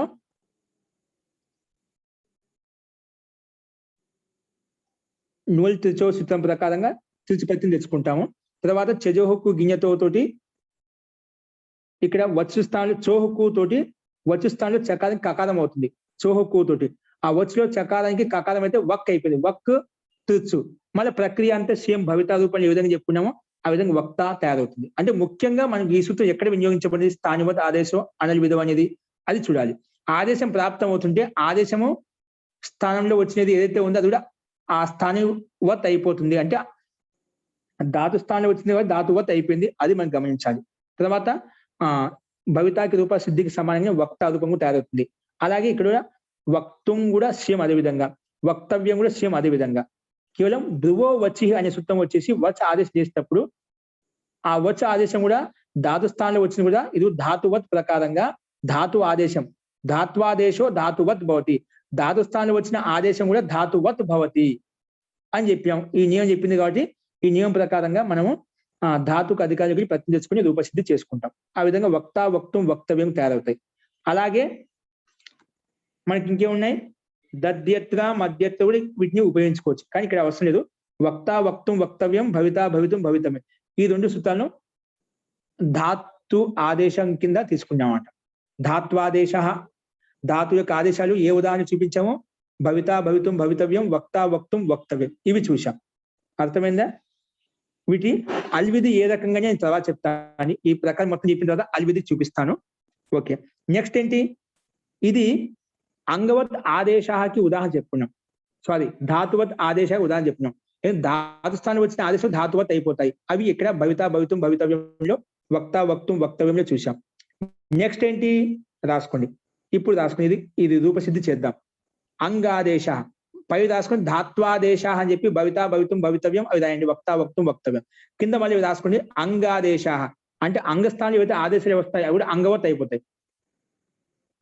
రాసుకుని అంగాదేశ. అంగాదేశ ఏంటి ఉదాహరణలు రాసుకుని. కేన కాభ్యాం కై తృతీయ భక్తి రూపం. కిం శబ్దానికి తృతీయ భక్తి వస్తుంది. కేన కాభ్యాం కై ఆ రూపసిద్ధి చూపించాడు, అది చూద్దాం. కేన కాభ్యాం కై, కేన కాభ్యాం కై ఇవేంటి అంగాదేశానికి ఉదాహరణ అండి. అంటే అంగస్థానంలో వచ్చిన ఆదేశాలు కూడా అంగవత్ భవతి. అంగాదేశ అంగవత్ భవతి. ఏ విధంగా అయితే ధాతు ఆదేశ ధాతు స్థానంలో వచ్చిన ఆదేశాలు ధాతువత్ ఏ విధంగా తీసుకున్నామో ఆ విధంగా అంగాదేశ అంగవత్ భవతి. ఓకేనా? ఇప్పుడు రాసుకోండి అంగాదేశాలు రాసుకోండి. ఎగ్జాంపుల్ రాసుకోండి. కేన శబ్దం ఎలా తయారైంది ఇక్కడ ఇది స్పష్టమైంది కదా మీకు. అదేవిధంగా ఇక్కడ కింద చూస్తే అర్థమవుతుంది. రాసు కేన అంటే ఎవరి ద్వారా, కేన ఎవరి ద్వారా. ఓకేనా? ఇది అంగాదేశ అంగవత్ కి ఉదాహరణ. అంటే అంగస్థానం వచ్చిన ఆదేశం అంగవత్ అవుతుంది, దానికి ఉదాహరణ చెప్పుకుంటాం. అంగస్థానం వచ్చిన ఆదేశం అంగవత్ ఎలా అవుతాయి దానికి ఉదాహరణ రాసుకోండి. కేన శబ్దం తయారు చేయాలంటే కిం శబ్దంతో తయారవుతుంది. ఏ దాంతో తయారవుతుంది? కిం శబ్దంతో తయారవుతుంది. రాసుకోండి. కిం, కిం శబ్దం తీసుకోండి, రాసుకోండి. ముందు కిం అనే సర్వనామ శబ్దము కాబట్టి ముందు రాసుకోండి. దీనికి ఎదురు రాసుకోండి. అర్థవద ధాతుర ప్రత్యయ ప్రాతిపదికం. అర్థవద ధాతుర ప్రత్యయ ప్రాతిపదికం. అర్థవద ధాతుర ప్రత్యయ ప్రాతిపదికం. అర్థవద ధాతుర ప్రత్యయ ప్రాతిపదికం. ఓకేనా? అనేన సూత్రేణ కిం సర్వనామ శబ్దస్య ప్రాతిపదిక సంజ్ఞా భవతి. అనేన సూత్రేణ కిం సర్వనామ శబ్దస్య ప్రాతిపదిక సంజ్ఞా భవతి. కిం అనే సర్వనామ శబ్దానికి ప్రాతిపదిక సంజ్ఞ పేరు పెట్టుకుంటామండి. ఓకేనా? ప్రాతిపదికాన్ని పేరు పెట్టుకుంటే ఏం లాభం వస్తుందండి? యా ప్రాతిపదికాత్, ఈ అధికారానికి వెళ్తాం. ఇదం అధికార సూత్రం. ఈ అధికారం చేసుకుంటాం. అదే సు ఔజస్ అవి వస్తాయి అన్నమాట. సుప్రత్యయాలు వస్తాయి. రాసుకోండి. యా ప్రాతిపదికాత్ అని చెప్పి కింద రాసుకుని అస్మిన్ అధికారే పూర్వవత్ తృతీయ విభక్తి ఏకవచనం. ఒక్క నిమిషం అండి, ఒకసారి సూత్రం రాసుకోండి మొత్తం రాదు. సు ఔజస్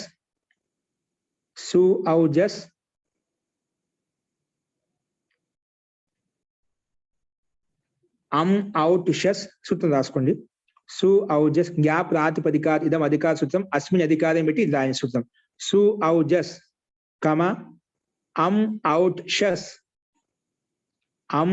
షస్ కమ టా భ్యాం భిస్. ఇప్పుడు కింద డాష్ పెట్టేసి సుప్ పెట్టు. లాస్ట్ లో సుప్ పెట్టండి. డాష్ పెట్టి సుప్ పెట్టండి.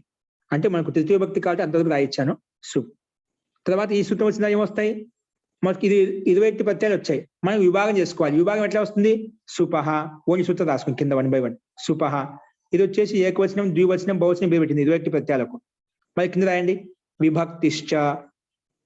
ఇది వచ్చేసి నువ్వు ఎవరికైతే ఏకవచనం, ద్వివచనం, బహువచనం పేరు పెట్టో వాటికి విభక్తి అని పేరు పెట్టింది. ప్రథమ విభక్తి, ద్వితీయ విభక్తి అని. ఓకేనా? ప్రథమ విభక్తి, ద్వితీయ విభక్తి. ఓకే,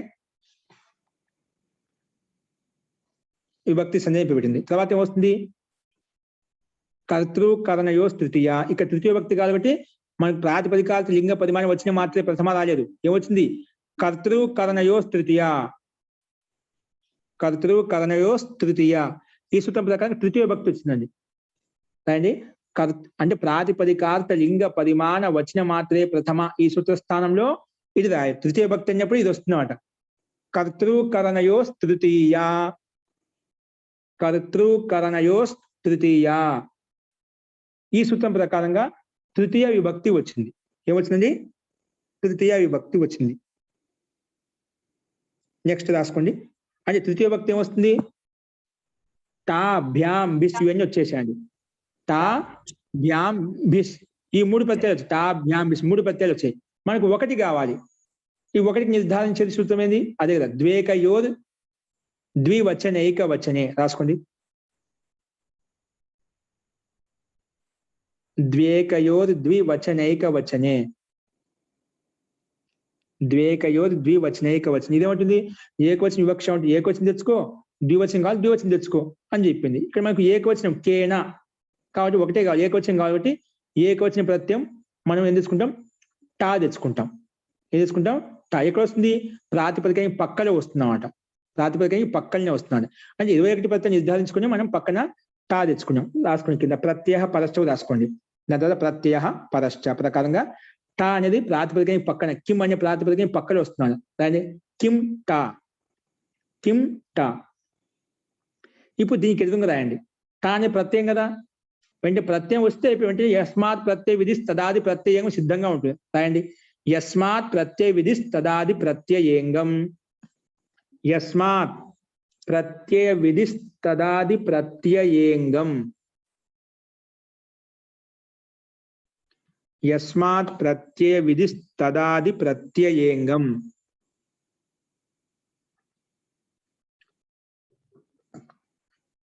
అనేన సూత్రేణ ప్రత్యయే పరతః పూర్వస్య అంగ సంజ్ఞా భవతి. ప్రత్యయే పరతః పూర్వస్య అంగ సంజ్ఞా భవతి. ప్రత్యయే పరతః పూర్వస్య అంగ సంజ్ఞా భవతి.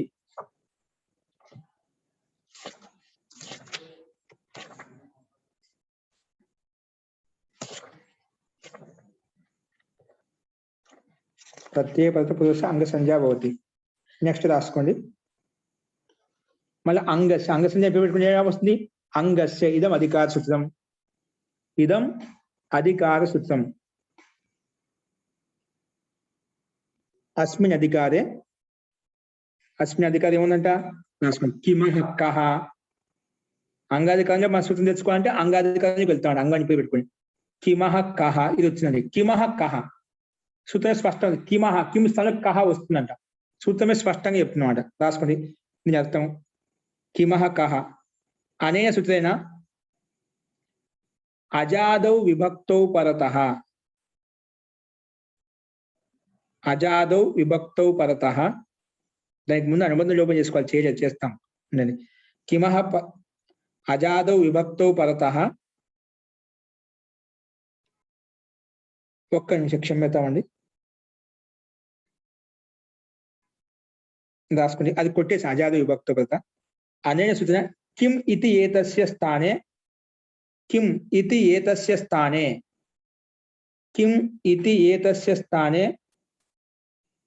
క ఇతి అయం ఆదేశో భవతి. కిం ఇతి ఏతస్య స్థానే క ఇతి అయం ఆదేశో భవతి. కిం ఇతి ఏతస్య స్థానే క ఇతి అయం ఆదేశో భవతి. క ఇతి అయం ఆదేశో భవతి. విభక్తౌ పరతః. విభక్తౌ పరతః. ఇప్పుడు ఇదే కండిషన్ ఉంటుంది. ఇది ఈ క ఆదేశం రావాలంటే ఏమని? కిము స్థానంలో కా రావాలి. కిము స్థానంలో అండి, గమనించండి. కిము స్థానంలో కా రావాలంటే ఏమంటుంది? ఇది కిమః ఇది ఏతస్య స్థానే, ఏ స్థానంలో క ఇది అయం ఆదేశం భవతి. కా ఆదేశం వస్తుంది. కానీ ఎప్పుడు విభక్తో పరత, విభక్తి పక్కన ఉంటేనే. ఇక్కడ విభక్తి ఉందండి, విభక్తి పక్కన ఉందా, విభక్తో పరత అంట పక్కన ఉంటేనే. ఉందా అక్కడ విభక్తి? లేదు. మరి ఎలా వస్తుంది? టా ఉంది కదా. టా విభక్తి అండి. టా అనేది తృతీయ విభక్తి కదా, విభక్తి పక్కన ఉంది కాబట్టే ఇక్కడ మనకు ఏమొచ్చింది? కా ఆదేశం వచ్చింది. రాయండి ఇప్పుడు. ఇప్పుడు కా ఆదేశం వస్తుంటే, కానీ ఆదేశం ఎక్కడ వస్తుంది? కా ఆదేశం వస్తుందండి. ఏమొస్తుంది? కిము స్థలంలో కా ఆదేశం వస్తుంది. రాయండి. కా ఆదేశం వచ్చిందన్నమాట.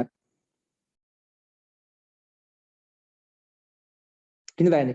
అప్పుడు కిము స్థలంలో కా పక్కన టా కింద రాయండి. ఈ సూత్రంగా కా ఆదేశం వచ్చింది, కిము స్థానంలో కా ఆదేశం అయిపోయింది అన్నమాట.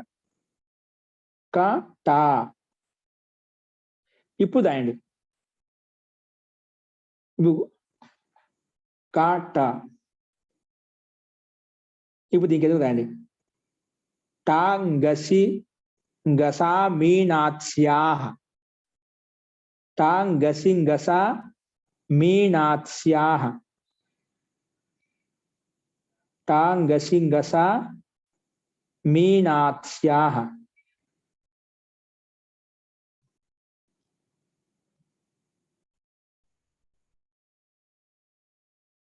టాంగసింగస మీనాత్స్యాహ. రాసుకోండి. అనేన సూత్రేణ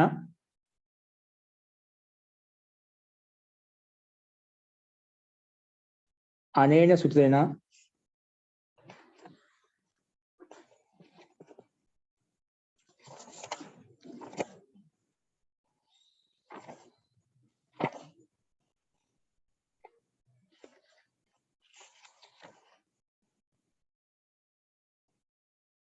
అదంతాత్ అంగాత్ అదంతాత్ అంగాత్ అదంతాత్ అంగాత్ టా స్థానే ఇన్ ఇతి అయం ఆదేశో భవతి. అదంతాత్ అంగాత్ అంటే అకారాంతాత్ అంగాత్. అదంతం అంటే అకారాంతం. కాలు అకారాంతం ఉంది కదా, అకారాంతాత్ అంగాత్ అంట. అకారాంతాత్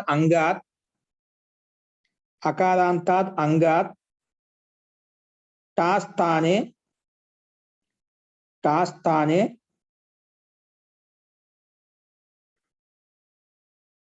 ఇన్ ఇతి అయం ఆదేశో భవతి.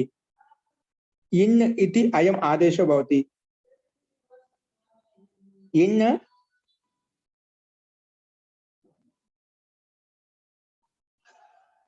ఇన్ ఇతి అయం ఆదేశో భవతి. ఓకేనా? ఇదేం చెప్పిందండి? టా అకారాంత్ అంగ్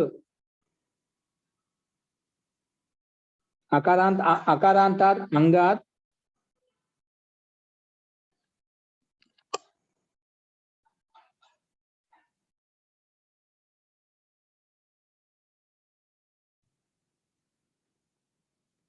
जी అకారాంతాత్ అంగాత్ టా ఇతి స్థానే అంటే అకారాంత అంగానికి పక్కలో ఉండే టా స్థానంలో ఏంటండి? టకార స్థానంలో స్పష్టంగా టకార స్థానం వస్తుంది, ఇన్ ఆదేశం వస్తుంది చెప్పింది. ఇది అకారాంత అంగానికి పక్కలో ఏం చెప్పింది?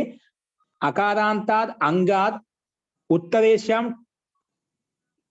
అకారాంత అంగాత్ పక్కన ఉంటే టకారానికి. ఇక్కడ ఏమని చెప్పి ముఖ్య నిమిత్తం ఏంటి? అకారాంతాత్ అంగాత్ అంటే అకారం ఎలా ఉండాలి, అంగమే ఉండాలి. ఇక్కడ అంగం ఎక్కడ ఉందండి? మనకు ఆదేశం అది. మనము టా ప్రత్యయం పక్కన ఉంటే కిమ్ అనే దానికి అంగాన్ని పేరు పెట్టుకున్నాం, ప్రత్యయ పదం. ఎందుకంటే ప్రాతిపదికం టకారం ఎక్కడి నుంచి వచ్చింది? కిమ్ అనే ప్రాతిపదికం చేత మనం టా తెచ్చుకున్నాం. ఆ ప్రత్యయం ఏ ప్రాతిపదికం చేత అయితే ప్రత్యయం తెచ్చుకుంటామో ఆ ప్రత్యయం పక్కన ముందు దానికి అంగం అని పేరు, కాబట్టి దానికే అంగం అని పేరు వస్తుంది. కానీ ఆ కిమ్ము స్థానంలో క ఆదేశం తెచ్చుకున్నాం కదా, ఆ కిమ్ము స్థానంలో క ఆదేశం తెచ్చుకున్నాం కాబట్టి అది ఆదేశం కానీ అంగం కాదు. కిమ్ అయితే అంగం, ఎందుకంటే యస్మాత్ ప్రత్యయ విధి తదాది ప్రత్యయంగం. ఏ ప్రాతిపదికం చేత అయితే టా ప్రత్యయం తెచ్చుకున్నావో ఆ టా ప్రత్యయం పక్కన ఉంటే ముందు దానికి అంగం అని పేరు పెట్టినా కాబట్టి కిమ్ముకు అంగం అని పేరు ఉంది. దీనికి మటుకు కాకు లేదు. ఎందుకంటే కిమహ కహ అనే సూత్రం చేత కిము స్థలం క ఆదేశం అయ్యింది, క ఆదేశంగా వచ్చింది, కానీ అది ఆదేశమే కానీ అంగం కాదు. మళ్ళా అకారాంతాత్ అంగాత్ ఉత్తర ట ఇది ఏతస్య ఇన్ ఆదేశం అవుతుంది. ఎందుకంటున్నాం అకారాంత అంగానికి పక్కలో టకారానికి ఇన్ ఆదేశం వస్తుంది చెప్పు. ఇక్కడ అకారాంత అంగమే లేదు కదా ముందు. టా నువ్వు టకాస్త ఇన్ ఎలా చేసుకుంటాం? అకారాంత అంగం ఉంటే దాని పక్కన ఉండే టాకి ఇన్ చేసుకోవచ్చు. మళ్ళీ ఆ ఇన్ ఆదేశం ఎలా అవుతుంది? అప్పుడు మన ప్రకృతి సూత్రం వస్తుందండి. ఏమంటుంది వచ్చేసి ఈ సందర్భంలో ఇన్ ఆదేశం కథం భవతి, అక్కడ అకారాంత అంగం కుట్ర అస్తి అతలతో ఆదేశ వర్తతే. అంటే ఇక్కడ ఆదేశం ఉంది కానీ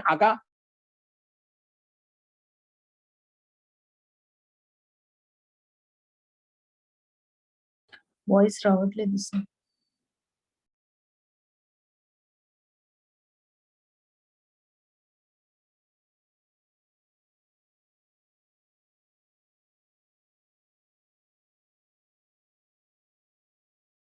వచ్చింది ఆదేశము కిమ్ స్థానంలో వచ్చింది.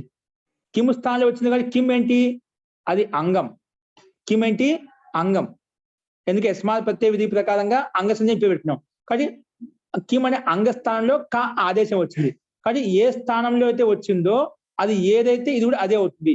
సో అంగస్థానంలో వచ్చింది కాబట్టి ఇది అంగావత్ అయిపోతుంది. అంగస్థానంలో వచ్చిన ఆదేశం కూడా అంగవత్ భవతి. అందుకే అది కిమ్ అనేది అంగం కాబట్టి దాని స్థానం వచ్చిన క ఆదేశం అంగమే కాబట్టి ఇది కూడా అంగమే కాబట్టి అకారాంతాత్ అంగాత్ పరహ ట ఇది ఏతస్య టకార స్థానంలో ఇన్ ఆదేశం అవుతుంది. అర్థమవుతుందా? ఈ సూత్రం వచ్చి చెప్తుంది కాబట్టి రాసుకోండి. అకారాంతాత్ అంగాత్ పరహ ట ఇది ఏతస్య ఇన్ ఇది అయం ఆదేశో భవతి అని చెప్పింది. పరంతు అత్ర ఆదేశः అస్తి అంగः నాస్తి కథం భవతి? రాసుకోండి. పరంతు అత్ర ఆదేశः వర్తతే అంగం నాస్తి. అత్ర ఆదేశः వర్తతే పరంతు అత్ర ఆదేశः వర్తతే పరంతు ఆదేశ అంగం నాస్తి. కథం ఇన్ ఆదేశः? కథం ఇన్ ఆదేశ ఎలా ఇన్ ఆదేశం వస్తుంది? అప్పుడు దాని కింద స్థాని వదాదేశో అనల్విదౌ, స్థాని వదాదేశో అనల్విదౌ ప్రకారంగా స్థాని వదాదేశో అనల్విదౌ అనేన సూత్రేణ ఆదేశ స్థానివద్ భవతి. ఏ ఆదేశం ఏ స్థానంలో వచ్చింది? అంగస్థానంలో వచ్చిందన్నమాట. అందుకే ఆదేశ స్థానివద్ భవతి అనే సూచన ఆదేశ స్థానివద్ భవతి. అనల్విదౌ అంటే అల్విధిని వదిలిపెట్టి, అనల్విదౌ అల్విధిం వర్జయిత్వా. ఓకేనా? సో ఇది ఆదేశం కదా, కా ఆదేశం. కానీ కా ఆదేశం ఏమొస్తుంది? ఆదేశ స్థానివద్ భవతి. ఆదేశం ఏ స్థానం తీసుకొచ్చావో అదే స్థాని అయిపోతుంది. అంగస్థానం తీసుకొచ్చేది కూడా అంగవత్ అయిపోయింది. అందుకే అంగవత్ ఆదేశాహ అంటే అంగవత్ అంటే అంగస్థానం వచ్చిన ఆదేశం అంగవత్ అవుతుంది. అంగస్థానం వచ్చిన ఆదేశము అంగవత్ భవతి కాబట్టి ఇది కూడా అంగవత్ అయింది. కాబట్టి అంగ్ అకారాంత అంగవాన్ని నిమిత్తం చేసుకుని నేను పక్కన ఉండి టాక్ ఏం చేసుకున్నాం. అప్పుడు ఏమవుతుంది? రాయండి. ఆదేశ స్థానివద్ భవతి అనల్విదౌ అని రాసుకున్నారు. అయిపోయిన తర్వాత కింద రాయండి. అప్పుడు ఏమవుతుంది? క ఇన్ కాదు ఇనా పూర్తిగా వస్తుంది. టాస్త ఇనా వస్తుందండి. ఇనా క ఇనా చేసింది టాంగసింగసాం మీనత్స్యాహ అనే సూత్రం ప్రకారంగా అకారాంత అంగానికి పక్కలో ఉండే టకార స్థానంలో ఈయన ఆదేశం తీసుకున్నామండి. ఓకే, ఈయన ఆదేశం ఎక్కడ కావాలన్నప్పుడు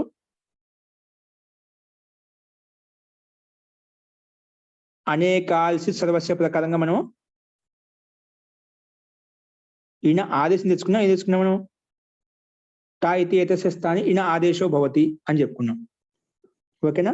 సో ఈయన ఆదేశం ఏంటి? సంపూర్ణ స్థానం వస్తుంది. అనేకాల్సి సర్వస్వ వచ్చేసి ఇది టకార స్థానం ఈయన ఆదేశం అనేకాలు ఉన్నాయి కాబట్టి అనేకాల్సి సర్వస్వ ప్రకారంగా సంపూర్ణ టా స్థానంలో ఈయన ఆదేశం అవుతుంది. అందుకే రాయండి. సో క ఈన ఇప్పుడు దీనికి ఎందుకు రాయండి? ఆద్గుణ అకారానికి పక్కన ఈ ఉంటే ఈ అవుతుంది, ఆ పక్కన ఊ ఉంటే అది నుంచి స్థానంలో ఓ అవుతుంది. మనం చెప్పుకున్న గుణసంధి ప్రకారంగా. అందుకే కాలో ఉండే ఆ పక్కన ఇంట్లో ఉండే ఈ ఈ కలిస్తే గుణం ఏమవుతుంది? ఏ అయిపోతుంది. అందుకే రాయండి ఆద్గుణ. అనేన సూత్రేణ పూర్వ పదయోస్థానే గుణం ఏకాదేశో భవతి. ఆద్గుణ అనేన సూత్రేణ పూర్వ పరయోః స్థానే గుణ ఏకాదేశో భవతి. గుణ ఏకాదేశో భవతి అంటే గుణం ఏమొస్తుంది అన్నప్పుడు అదేం గుణ. గుణం అంటే ఆ ఏ ఓ ఈ 3 వర్ణాలు గుణం అంటాము అని చెప్తున్నమాట. అది ఆద్గుణం వచ్చి గుణం ఏకాదేశం అవుతుంది చెప్పి. గుణం అంటే ఏమి ఏకాదేశం అవుతుంది అంటే ఆ ఏ ఓ ఈ 3 వర్ణాల నుంచి ఏదో ఒకటి ఏకాదేశం అవుతుంది. అది ఏది కావాలి ఆయన దానికి స్థాన్యంతరతమః వచ్చేసి చెప్తుంది. అందుకే సూత్రం రాసుకోండి. అదే గుణ ఆద్గుణ వచ్చేసి అనేన సూత్రేణ పూర్వ పదయోస్థానే గుణ ఏకాదేశः భవతి రాయండి. కా ఇనికి ఎదుగుండి. తో గుణం ఏకాదేశం అవుతుంది. గుణహేతు కిం అప్పుడు రాయండి అదేం గుణ. ఓలి సూత్రం రాయండి అదేం గుణ అని చెప్పింది. కానీ మరి దానికి స్థాన్యంతరతమః రాయండి. స్థాన్యంతరతమః ఆ 3 వచ్చే 3 ఏం తెచ్చుకోవాలి? స్థాన్యంతరతమ ప్రకారంగా మనకు ఏకారం వస్తుందండి. ఆ ఈ స్థానం వస్తుంది. ఆ ఈ 2 కలిసి ఏమవుతుంది ఏ అయిపోతున్నాయి. అందుకే కేన కింద రాయండి. స్థాన్యంతరతమ రాసిన తర్వాత కింద కేన కాలో ఉండే అకారం ఇంట్లో ఉండే ఇకారం ఆ ఈ కలిసి ఏమైపోయింది ఏ అయిపోయింది. ఏ అయిపోతే కేన అయిపోయింది. కేన అప్పుడు ఈ ఆ ఈకి స్థానం ఈ వచ్చినప్పుడు క్ హలంతం అయిపోతుంది. పక్కన ఈ ఉంది కాబట్టి కా హలంతం ఈ కలిస్తే ఏ కలిస్తే కే అయిపోయింది. కే పక్కన నా కేన. కేన చిన్న డాష్ ఇచ్చి ఇటు రూపం భవతి. కేన ఇటు రూపం భవతి. ఓకేనా? ఈ రకంగా రూపం సిద్ధిస్తుంది. ముఖ్యంగా టాంగసి గస మీనాత్స్య ప్రకారంగా ఇన్ అకారాంత అంగానికి పక్కలో ఉండే టకారానికి ఇన్ ఆదేశం చేస్తా అంటే ఇక్కడ అకారాంత అంగం ఎక్కడ ఉందండి? ఆదేశం పక్కలో ఉంది. ఇప్పుడు ఆ అంగం లేదు కదా అన్నప్పుడు లేదండి ఆదేశ స్థానివత్ భవతి అలివిధిం వర్జయిత్వ. ఆదేశాలు స్థానివత్ అవుతాయి. ఏదైతే ఆదేశం తీసుకొచ్చావో ఎక్కడి నుంచి తీసుకొచ్చావో అది ఏదైతే అది కూడా అదే అవుతుంది. ఇప్పుడు అంగం కిమ్ అనేది అంగం కాబట్టి అంగస్థానం వచ్చింది కాబట్టి ఇది కూడా అంగవత్ అయిపోతుంది. అంగవత్ అయిపోయింది కాబట్టి ఇప్పుడు అకారాంత అంగం అని మనం భావించి దాని పక్కన ఉండే టకారం ఇది చేసుకున్నాం. ఇది ముఖ్యాంశం. ఈ రకంగా కేన రూపం మనకి సిద్ధించింది. ఇలాగే కేవలము టా తెచ్చుకుంటే అయిపోయింది. అదే విధంగా ఇక్కడ మనం బ్యామ్ తెచ్చుకున్నాం అనుకోండి. టా తెచ్చుకోకుండా బ్యామ్ తెచ్చుకున్నాం అనుకోండి అప్పుడు ఏమవుతుంది? కేన కాభ్యాం ఏమవుతుంది? కేన కాభ్యాం అయిపోతుంది అన్నమాట. ఇది తెచ్చుకుంటే బ్యామ్ తెచ్చుకుంటే టా భ్యాం బిస్ కదా. ద్వివచన బ్యామ్ తెచ్చుకుంటే కాభ్యాం అయిపోతుంది. అదే విధంగా బిస్ తెచ్చుకుంటే కైహి అనే రూపము మనకు సిద్ధిస్తుంది. కాబట్టి ఇవి కూడా సేమ్ అదే విధంగా ఉంటే అన్ని చోట్ల కిమహ కహ అనే సూత్రం చేత కిమ్ స్థానంలో కా ఆదేశం వస్తుంది. ఆదేశం అంగస్థానంలో వస్తుంది. అంగవత్ అయిపోతుంది. మిగిలిన ప్రక్రియ మొత్తం ఒకే విధంగా ఉంటుంది స్థానవత్ ప్రకారంలో. అంటే కాభ్యాం సిద్ధి మనం ముందు 1:1:20 చూసాం. అక్కడ చూడండి దానికి సమానంగానే ఉంటుంది. ఓకేనా? అలాగే ఇది కైహి కాభ్యాం కైహి. కై శబ్దానికి రూప ప్రక్రియ పురుషై రూపం చెప్పుకున్నాం కదా. పురుషై శబ్ద రూపానికి సమానంగా కైహి శబ్ద రూపం ఉంటుంది. కానీ మూడిట్లకు మూడు ఉదాహరణ కాభ్యాం కైహి రూప సిద్ధుల్లో కూడా కిమహ కహ మూడిట్లో కూడా కిమహ కహ అనే సూత్రం చేత కా ఆదేశం అయినప్పుడు అది ఆదేశం అంగం కాదు. ఎలా అవుతుందంటే ఆ స్థాని వదాదేశం అనల్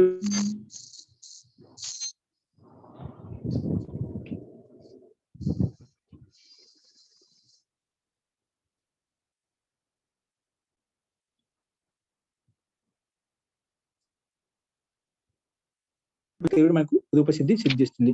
కాబట్టి ప్రయత్నం చేయండి.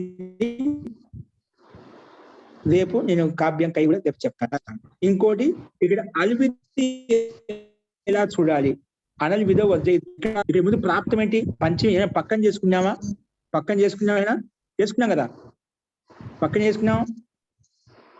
అకారాంత అంగానికి పక్కలో ఉండే టాకి పక్కన చేసుకుని టాస ఎన్ని వచ్చిందా అంటే పక్కనే పదవిధి వేసినా అక్కడ సందేహం రావచ్చు. అది నేను చెప్తాను. అది అలివిధి కాదు. అదేవిధంగా అది పక్కనంటే ముందుకు విధి అది కూడా కాదు. అది ఏ రకంగానే మనం రేపు చూద్దామండి. అలివిధికి 2 ఉదాహరణలు కూడా భవితా భవితం భవితవ్యంలో ఈ కేన కావ్యం కైలో ఏ రకంగానే చూస్తాను. ఇక్కడ అలివిధి లేదు. అలివిధి ఎక్కడ ఉంటుంది, ఏ సందర్భంలో ఉంటుంది అది 2 చూపిస్తే మీకు స్పష్టమవుతుంది. ఓకే అండి. ఈ రకంగా ఇప్పుడు చెప్పిన రూపాలు చూడండి. ముఖ్యంగా ఈ సూత్రాన్ని ఎక్కడ వినియోగించామనేది మనం గమనించాలి. అది మీకు అర్థమై ఉంటుంది. అర్థం కాని పక్షంలో మనం మళ్ళీ చూద్దామండి. అస్తు మంత్రపాఠ. ఓం సర్వే భవంతు సుఖినః సర్వే సంతు నిరామయాః సర్వే భద్రాణి పశ్యంతు మా కశ్చిద్ దుఃఖ భాగ్ భవేత్. ఓం శాంతి శాంతి శాంతి. సర్వేభ్యో నమః. అందరికీ నమస్కారం అండి. ఇందులో సందేహం చెప్పండి. ఇది సింపుల్ గా ఉంటుంది, చాలా సింపుల్ గా రెండు ఉదాహరణ చూపిస్తే ఇంకా స్పష్టం అవుతుంది. రేపు అల్విధికి ఇది ఎందుకు కాదు, ఎందుకు ఇదే అవుతుంది తెలుస్తుందని. చాలా సింపుల్ రూప మనకి ఈ సూత్రం మొత్తం ఉదాహరణ చూస్తే అర్థం అవుతుంది స్పష్టంగా. ఎందుకంటే సందేహం ఉంటే భయపడాల్సిన అవసరం లేదు. ఇది మామూలుగా కాశికాలు చెప్పేటువంటి రూప ప్రక్రియ అనేది మనం ఇక్కడ తెలుసుకుంటాం. అక్కడ వస్తున్నాం ఈ అల్విధి అనల్విధి ఇవన్నీ కూడా. అయినా మనకు సందర్భం వచ్చింది కాబట్టి నేను చెప్తాను, అర్థం అవుతుంది. రేపు ప్రయత్నం చేస్తే మీకు అర్థం అవుతుంది. ఇప్పుడు ఒక స్థితి ఇలా ఉంటుంది చూపించాను, దీన్ని బట్టి అది వినియోగించుకునే విధానం నేను చెప్తాను రేపు. అస్తు ఇప్పుడు చెప్పిన వాటిలో ఎదుక సందేహం ఉందా? ఇప్పుడు చెప్పింది ఈ సూత్రం ఎక్కడ వినియోగించబడింది, దీని యొక్క తాత్పర్యాలతోనే స్థానివత్ ఆదేశం అనల్విధి ఏమంటుంది, అది స్పష్టమైందా? సూత్రాలతో స్పష్టం కావాలి మనకు. ఓకే అండి. రేపు అలివిధి చూస్తే మీకు ఇంకా స్పష్టం అవుతుంది. ప్రతి ఉదాహరణ అంటాం, ప్రతి ఉదాహరణ చూసి ఇది అలివిధి ఇక్కడ రాలేదు, ఇది అలివిధి కాదు ఇక్కడ అయింది. ఓకేనా? అది మీకు రేపు చూపిస్తాను. పంచమి చూపిస్తాను, షష్ఠి చూపిస్తాను, మూడిట్లో చూస్తే మనకు స్పష్టత వస్తుంది. సరే అండి, అయితే అస్తు. ఇంకొక సందేహాన్ని చెప్పండి, అయితే రేపు చూద్దామండి. ధన్యవాద మహోదయ. అస్తు. సర్వేభ్యో నమః. సర్వేషాం